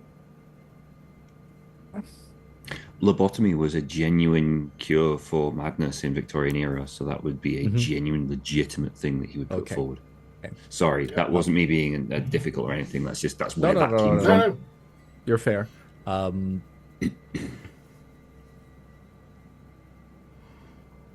you're right. Let's get him out. Bound. All right. And on that note, Edmund will open the door. There's a man that... say, "Come on then, let's see if we can find you some flies, I guess. Come on, let's get you out of here." Excellent. There is a man who stumbles forward. He has streaks of grey at his chin and at his temples in what looks to be very sort of curly hair, sort of like wildly sort of erupting from the top of his head. I'm sure I can find my way out from here. Thank you. I'm sure the master will reward your generosity towards his most favoured servant. And he'll sort of just start stumbling towards the stairs. It's the wrong way. It's this way. And do you even have a name? Mr. Renfield. Good luck to meet you, Mr. Renfield. And you, and he sort of just starts running towards the stairs. Goodbye then. Cheerio! Well, that can only end well, Mr. Father Wolf. I'm sure that'll be fine. I hope he gets the help he needs. I hope so too. Anyway, shall we?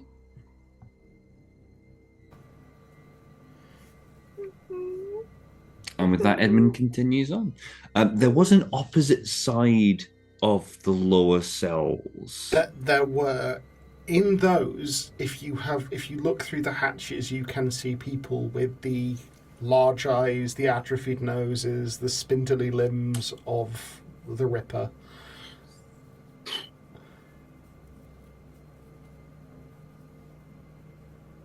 Forgive me, Father. I think some of these poor creatures are beyond saving.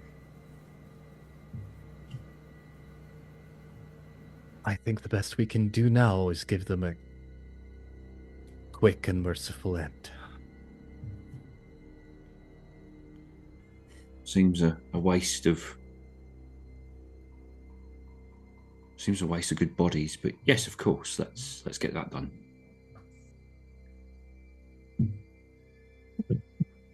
Nathaniel's He said that almost to himself. Nathaniel's gonna fully ignore that you said that. That we're not dealing with that right now. Can I, through the latch, give all of these creatures a coup de grace, so they don't have to suffer with the burning remains of a building on top of their heads? I'm going to say you're not going to be able to. These are fairly large cells, and the doors are solid steel, or rather solid oak with like a small hatch in. You wouldn't be able to. I mean, you could shoot. I suppose you could shoot them. Yeah. Yeah, that's the plan. Okay, you're just going to walk along an ice. Okay. Yeah, we're going to just do that off camera for the sake of. Yeah. I'm the cold one for mentioning waste of parts. Jeebus. I'm gonna bring this building down, and I don't want them to actually like burn alive, cook in their little cells. I think this is better, right? Potato, potato. I'm making one exception in this. Okay. I'm bad for collecting brains.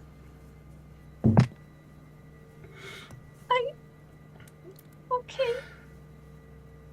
It's merciful. Father Nathaniel, having performed last rites for these prisoners, what would you like to do about the remaining cell, the one that currently holds? I think she would have heard what I've been doing through the door, right?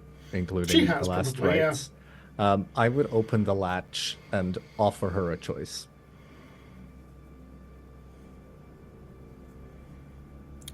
Okay, you're opening the latch. Mm-hmm. Are you opening the hatch? Or are you opening the latch? The hatch, yes. The hatch. Okay. You open the hatch. What do you say?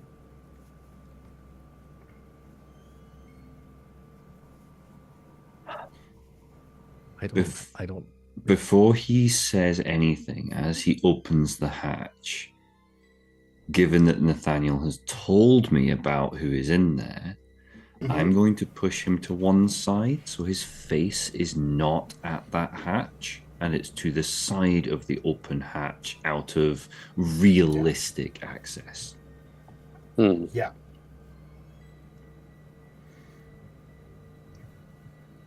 Lucy, right? Yes?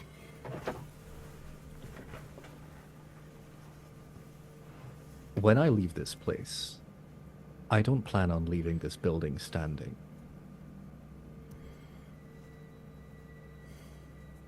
Which leaves me with the question of what to do with you.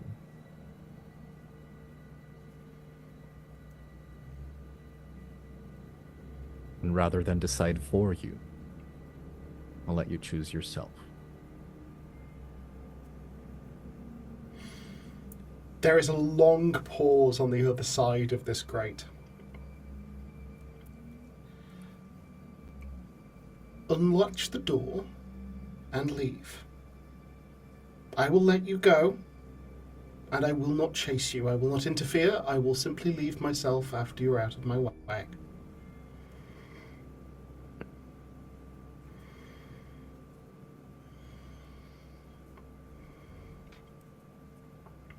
What are you planning to do when you leave? I will return home. No, I don't think so. Then you'd murder me, defenseless in this cell, like you did to all of those other people.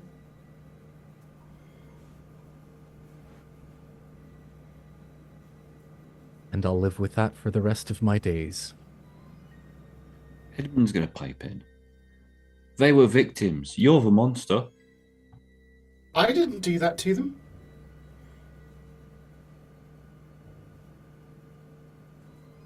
Awful things happen to people every day, and we simply pass and don't interfere.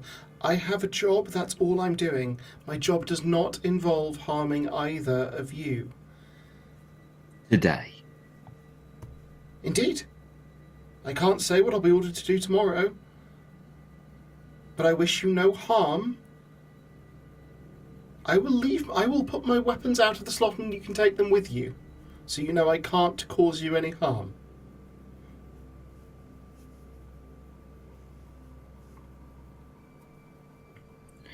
Edmund is going to speak very softly to Nathaniel.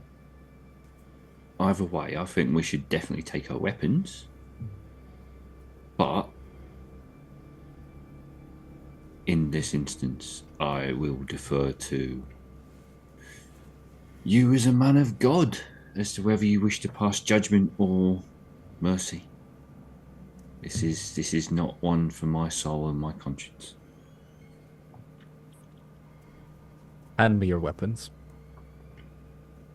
Do we have a deal? You're gonna Your hand me your word. weapons, and I'm gonna open this latch, and we're gonna leave. Without me letting me go of my own accord.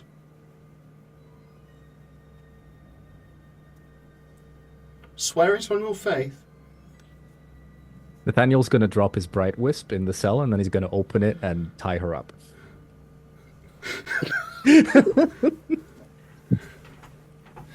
Okay. It's the extra shiny bright wisp, by the way. The It's holy a hand nice- grenade. Quickly. It is the holy hand grenade. Okay. She's going to get an opportunity to dodge. Because she might not know precisely what it is, but you're dropping a spherical object into the cell with her, so she's going to have a chance to react. Fair and valid. Okay. She manages to get it further away from her. She's going to take a penalty. It will not be as big as it usually would be. Mm-hmm. I need the three of you to roll initiative. Mhm. Sure. Finally, a good roll on initiative. Nice. I'm a little Okay. scared, Nathaniel. You have an action. What would you like to do, Nathaniel? I'm gonna grapple her. Okay, that is going to be an athletic strength. It is going to be opposed by her dodge. Okay. It's the finale. Why not? Come on. 19 for 5 levels of success. This is where we find out that she's like a superhuman. Yes. You're able to grapple her, so you're able to sort of get your arms around her and sort of pin her. Mm-hmm. That is your action. That is then her turn. And she is going to, first of all, trying to dodge to get out of your grip. That will be against the same roll you just made. She's going to drama point it. Of course she Mhm. is.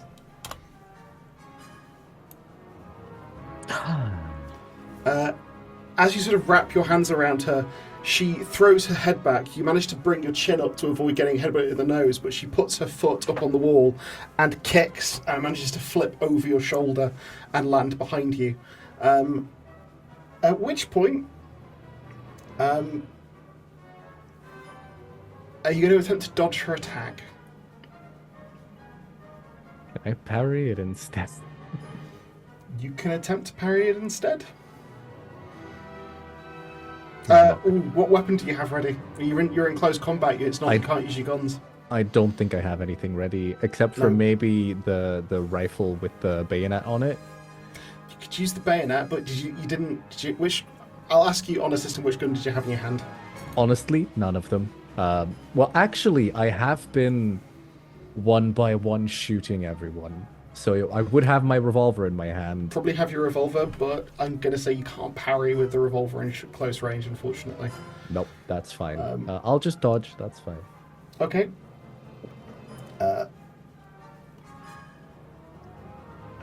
Ooh. Ooh. He has one. She's going to retroactively drama point. Then I'm gonna retroactively drama point. Meaning you both roll a 16, and because you just managed to dodge as she flicks her wrist and a needle passes through your cassock, leaving a small hole, and then dinks into the metal of the wall. But at that point, she is going to turn tail and run as fast as she can, barging past Edmund. Edmund, however, it is your go. She's sort of abreast with you as she's sort of getting out into the corridor and just going for the stairs. She is fast. She's as fast as Alice is when she needs to be. Yep. I'm going to, once again, throw my trusty wrench. I'm going to aim for her head from behind as she runs away from me. Okay. She's going to attempt to parry. She's running past me, away from me. She won't have seen that? Would be She'll see you have a wrench, and Okay. she's also... This is not a normal human being, Fair. you may have noticed. Understood. Okay, fair. So that will be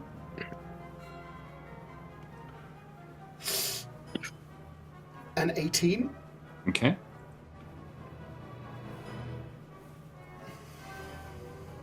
That's a 20. 5 levels of success, 15 damage. Nice. There's just a clunk as this thing hits the side of her head, and it throws her aim off, and then again the needle just zips past your shoulder and embeds itself in the ceiling above you. She swears under her breath, but she just carries on going. That will be... I'll note down the damage, though. That's nice. I will scream after her and hope that it carries out of the building. Lucy's escaped. Lucy is out.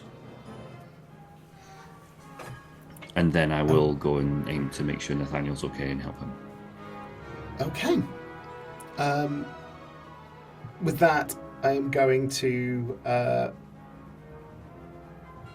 say, Nathaniel, do you want to take a... You can take a shot after her. She's going through the door, but it'll be an action that you can use.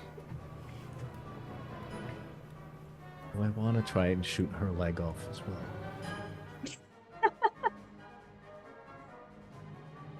I'm gone. She's going to attempt to dodge. She's at a -2 because she's expended one defensive action already. I am. This is the last drama point I'm spending for a little bit, but I am going to drama point this one. So that would be at a Okay. +5. Okay. Just as a little treat. It's a 21 for 6 levels of success. She will expend her final drama point. Oh. Literally, the cane sword, the parasol sword, just comes out and deflects the bullet as she just skips through the door, slams it behind her, and disappears. However, I will give... Alice has gone down to the barge. I will give Tristan and Oliviera both a chance to make a perception notice roll to hear the warning. Do I add the bonus to this one? Because this feels... No. It's not relevant. Okay. Okay. Interesting. Perception notice. I'm gonna drama point it. Ah! Oh, actually, no, I'm not. No, I'm not. 17 for 5 levels of success. 10 for 1 level. I will say, Oliviera, you hear Edmund screaming that Lucy's escaped. Would I rightfully assume that she will be coming the same way that everyone else has been coming? She'll be coming up the stairs that other people have been coming out of, yeah. Okay, cool. I'm going to relay that information to Tristan. I'm going to get my Derringer ready and I'm going to keep an eye out. How far away is Alice? Is Alice communicable? Or... I'll say Alice has gone. Alice said she was going down the hill with the other people and getting them down to the barge, so that's where she is. Okay.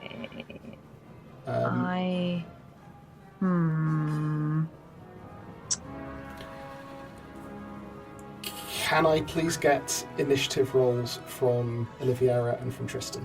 Yeah. Yeah. 15 for Tristan. 13 for Lucy.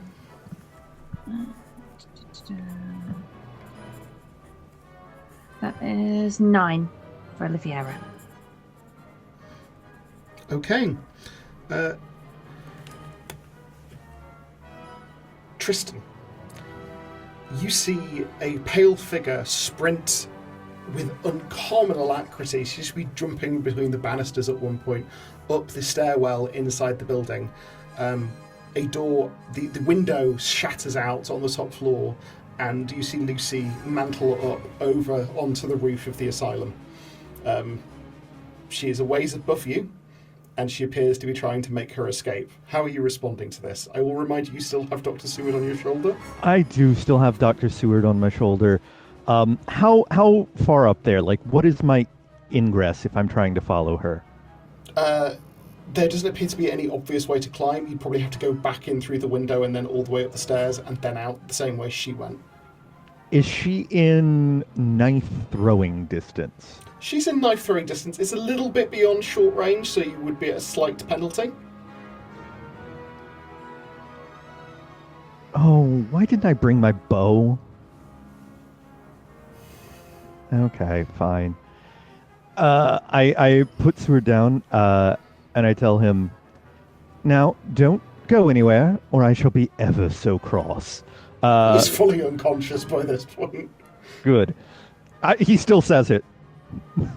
Has she noticed us? I will say probably she is on a swivel to make sure she knows where opponents are. So, and any throw at a medium range will be at a -5.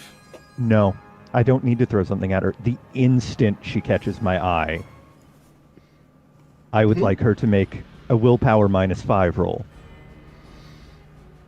Okay.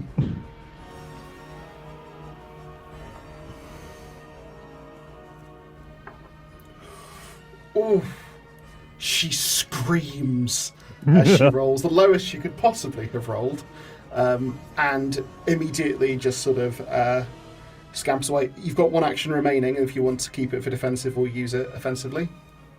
I'm going to use my movement, and I'm going to use that extra action to try and hop in.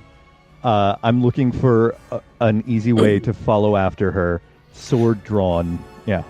Okay, you're able to sort of get up to the top of the stairs. I'll say you're going to have to make a dexterity acrobatics roll to get on the roof.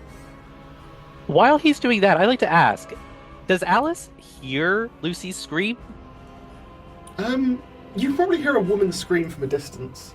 On 3 levels of success, you're able to sort of leave yourself out and climb up onto the roof. She's already a ways along the roof from where you are. And Alice, say if you're looking back, could you make me a perception notice roll? Oh, okay, yeah. Let me just pull up the thing here. 2 levels of success. You can spot people moving along the roof, but maybe you can tell one's dressed in sort of the golden dress that might indicate it's Lucy, and the other one appears to be Tristan. She's going to let loose a very unladylike word. And then she's going to turn to the two of them and just be like, stay here. And then she's going to start running towards back towards the asylum. These modern ladies are rather different from the ones we grew up with, aren't they, Sherlock? I dare say. Dr. Watson.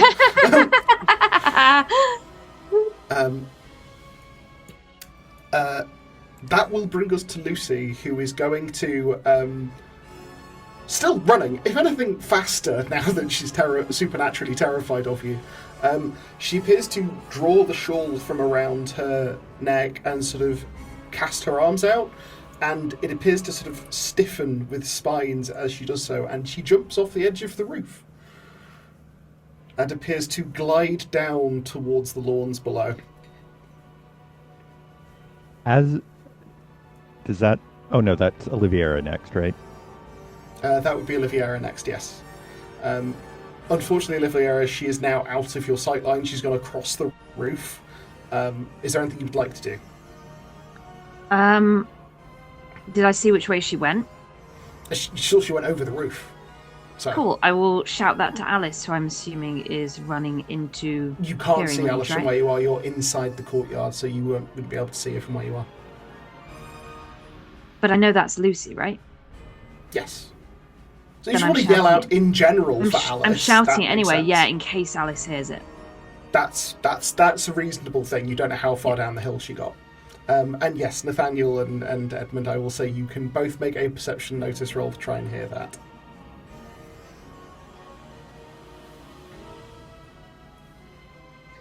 I just shout something like, Alice, Lucy, rooftop. One level. Okay. 17 for 5 levels of success. I'll say Nathaniel heard that. Tristan. So is she still gliding down, or has she touched down? She's gliding down. Oh, I'm trying to decide how bad of a choice I want to make. How far is she from gliding-wise from me? Like, horizontally? Length of the building, from mechanically, she's about medium range.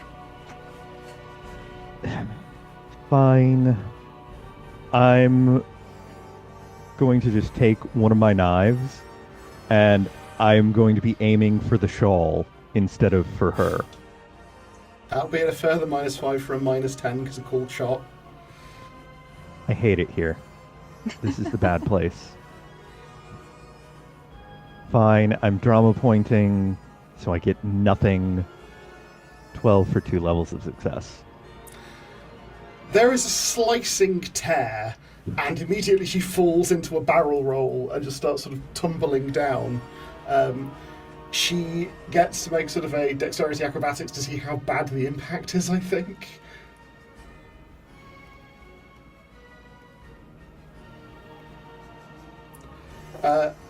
You see her land, and it's hard. She definitely took some damage from that. But she comes up into a roll and just starts sprinting for the tree line. Which I will say, Alice, could you make me a perception notice roll? No levels See of you go. success. Tristan, you watch as she vanishes into the trees. Kristen curses in Welsh and then begins to stalk down back towards where he left Seward. I will give you, because of your vantage point, you can see coming up the road towards the asylum what look to be several large carriages being drawn by horses. Carriage is coming. Anyone who's going should go. With that, you're climbing back down. Yep. Okay. Nathaniel and Edmund, you make it up into the courtyard. What are you doing as you make your exit? I'm not making my exit. I want to go What are you to the doing? kit. I want to go to the kitchen. Okay, so you have to cross through the courtyard to get there, but Sure. yeah, that so works. you come out through the window and head over towards the kitchen. Following Nathaniel. There are a few staff that appear to be like hiding under the tables. Please get out. You don't want to be here. Boathouse. Escape. Right, you are, Father. And the sort of the woman running the kitchen that you met earlier in the day sort of shuffles all the staff out and starts getting them all down the hill. When she passes, I'm gonna ask, where's the flour? She just points to several large sacks over in a corner. Beautiful. Is there a fire going? There is a fire going. Nathaniel, originally being from the land of windmills and flour processing, do you think he's ever seen a windmill go up in flames? Because flour is incredibly flammable when it's spread in the air. I think that's probably reasonable to assume. Yeah, he's gonna knock some flour into the air and then run out. Okay. everyone, there is a sight of Nathaniel running out of the kitchens after he's run in, a tearing, whooshing sound, and a fireball just erupts inside the kitchen and starts licking up the main body of the asylum that sort of joins all the different wings. It's spreading quite quickly. What are you all doing? Really? While I'm on the goddamn roof. And then he's climbing down. I'm sticking with Nathaniel. Okay. I'm shepherding people out quicker. Yes. I will as I can. add. I will add.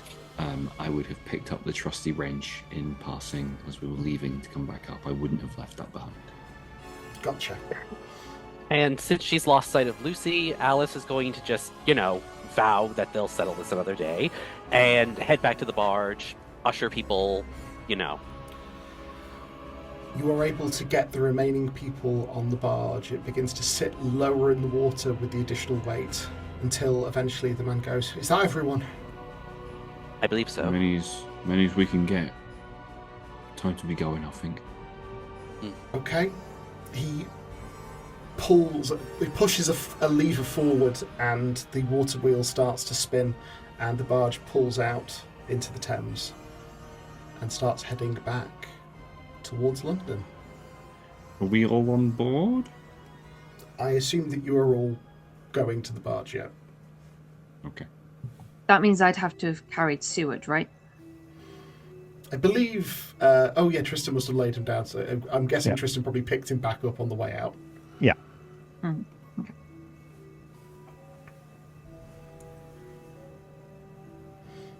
The sun sets as the barge carries its heavy cargo of people rescued from Carfax Asylum back. The reek of coal smoke reaches your nose as you reach London again,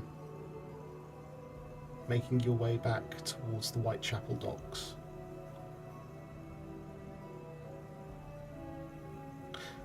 What is it you would look to do with the people you have rescued?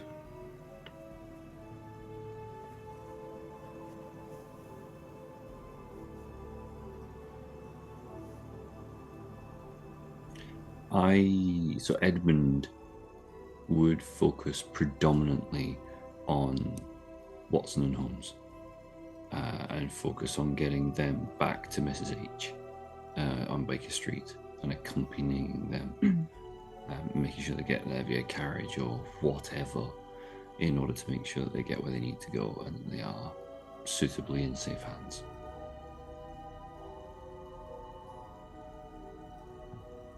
Okay. Sherlock and Watson are reunited with Mrs. Hudson. She takes them in to 221B Baker Street. Make sure they are fed, make sure they are clothed, make sure they are looked after as they begin their recovery. Edmund is shown out by Mrs. H. He's going to lean in very close and say very, very quietly, where they were, they was doing some very strange things to people. My understanding is that Mr. Holmes is a bit of a unusual sort in terms of his hobbies, interests and proclivities. But what I would say is that if their behaviour is particularly peculiar and you cannot account for it, you know where we are. We will help if we can. I do. I think it may be best that they take a break from London. I have some family up north still. I think that sounds like a really good idea. If you need any help, you know where I am.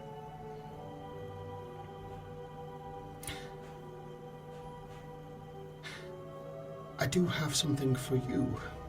And she hands you a letter addressed to you from a contact over in America I think you might find interesting. Oh. Oh, well now. Thank you for this. This is very kind of you to pass this on. And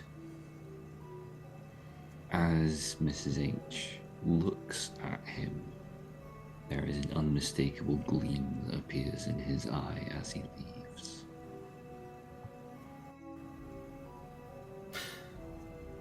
Between Katrin and the assistance of Margaret, the people you have rescued are found safe houses, safe lodging, and the treatment they need, in no small part also due to the contacts and ministrations of Oliviera. Not to mention the kind counsel of Father Nathaniel.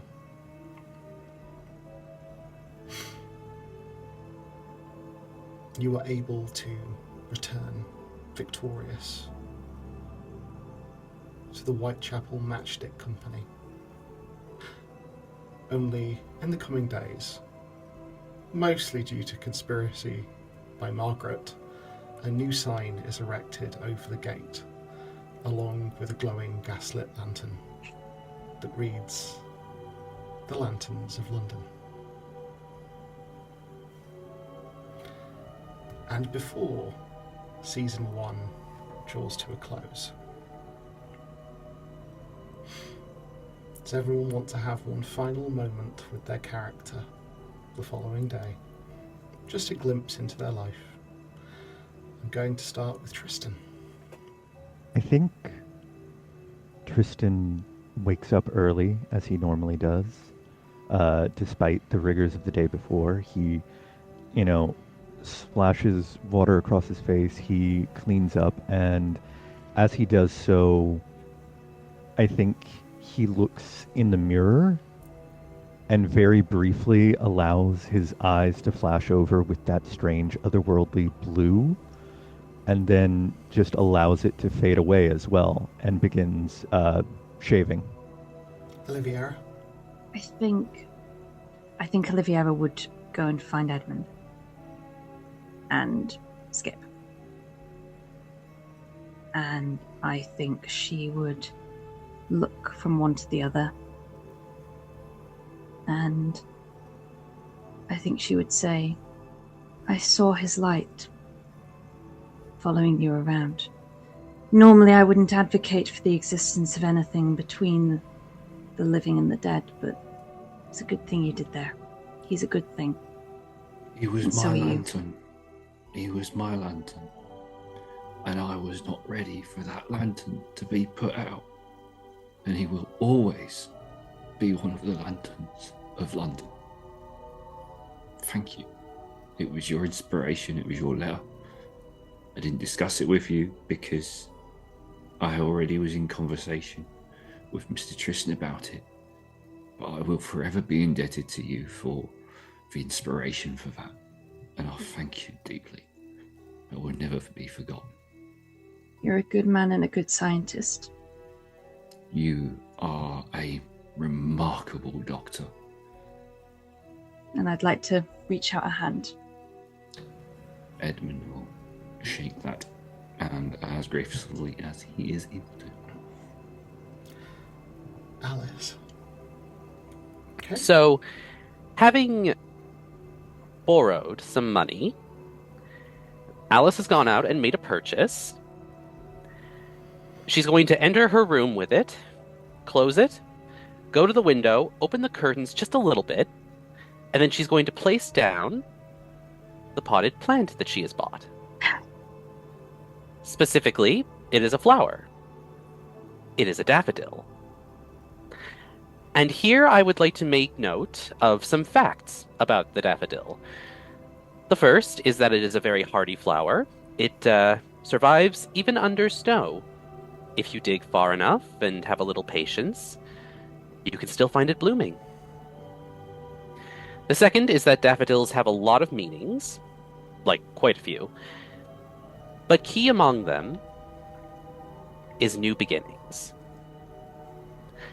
And the final thing of note, and the most important one, I think, is that daffodils are Alice's favorite flower. She's just going to sit down on the chaise longue and look at it as the sun comes in onto it. Nathaniel. Nathaniel was up bright and early. He polished, cleaned, and maintained his guns, and then set them aside. And then he went for a walk in London.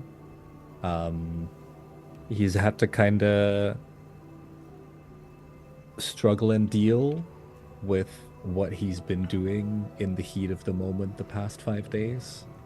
A lot of violence which he didn't really want to occupy himself with at first. But violence is a lot of things. It can be good, it can be bad, it can be necessary.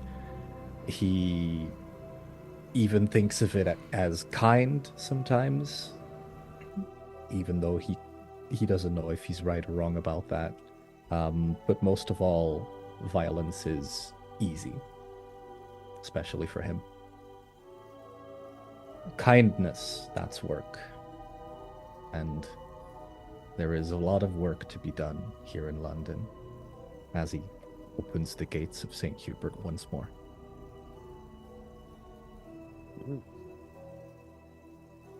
Edmund. Bag sits in Edmund's workshop. It's not a big bag, but it has some very nice clothes in it that he treasures. There are an array of other things that have been left in the workshop as well. And as he puts the last of his things into this bag, there's the corner of a letter sticking out that's been opened. And outside he hears a carriage pull up. It's late at night, everyone's asleep. He hears the carriage pull up outside and knows it's time to leave. And as he picks up the bag and locks the workshop and slides the key under the door, the letter is caught in light. In the corner, the signature you can see is that of a Nikola Tesla. He leaves and gets in the carriage. And as the carriage slowly ambles into this cobbled streets and leaves, carrying him away from the lanterns of London, anyone who was awake and was focusing, and who'd rolled particularly well on a perception notice roll, would hear very faintly,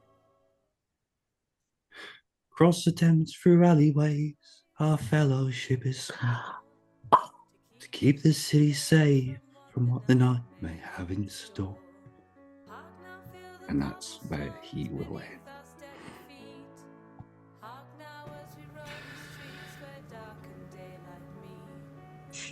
The same night,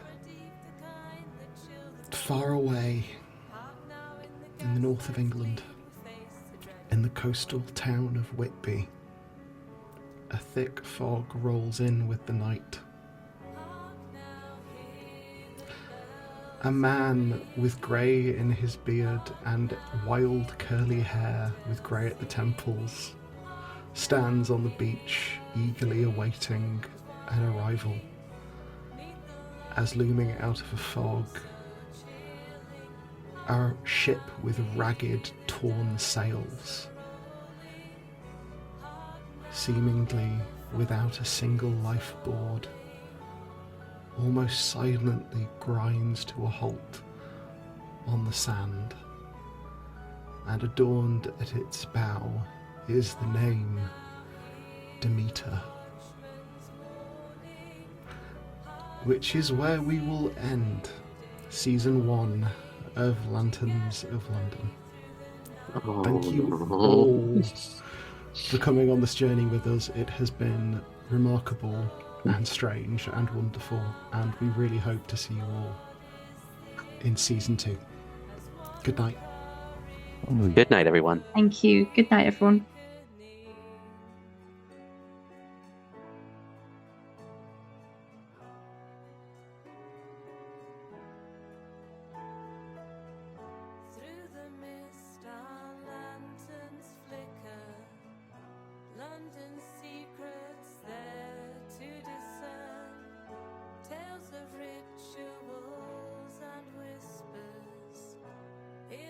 shadow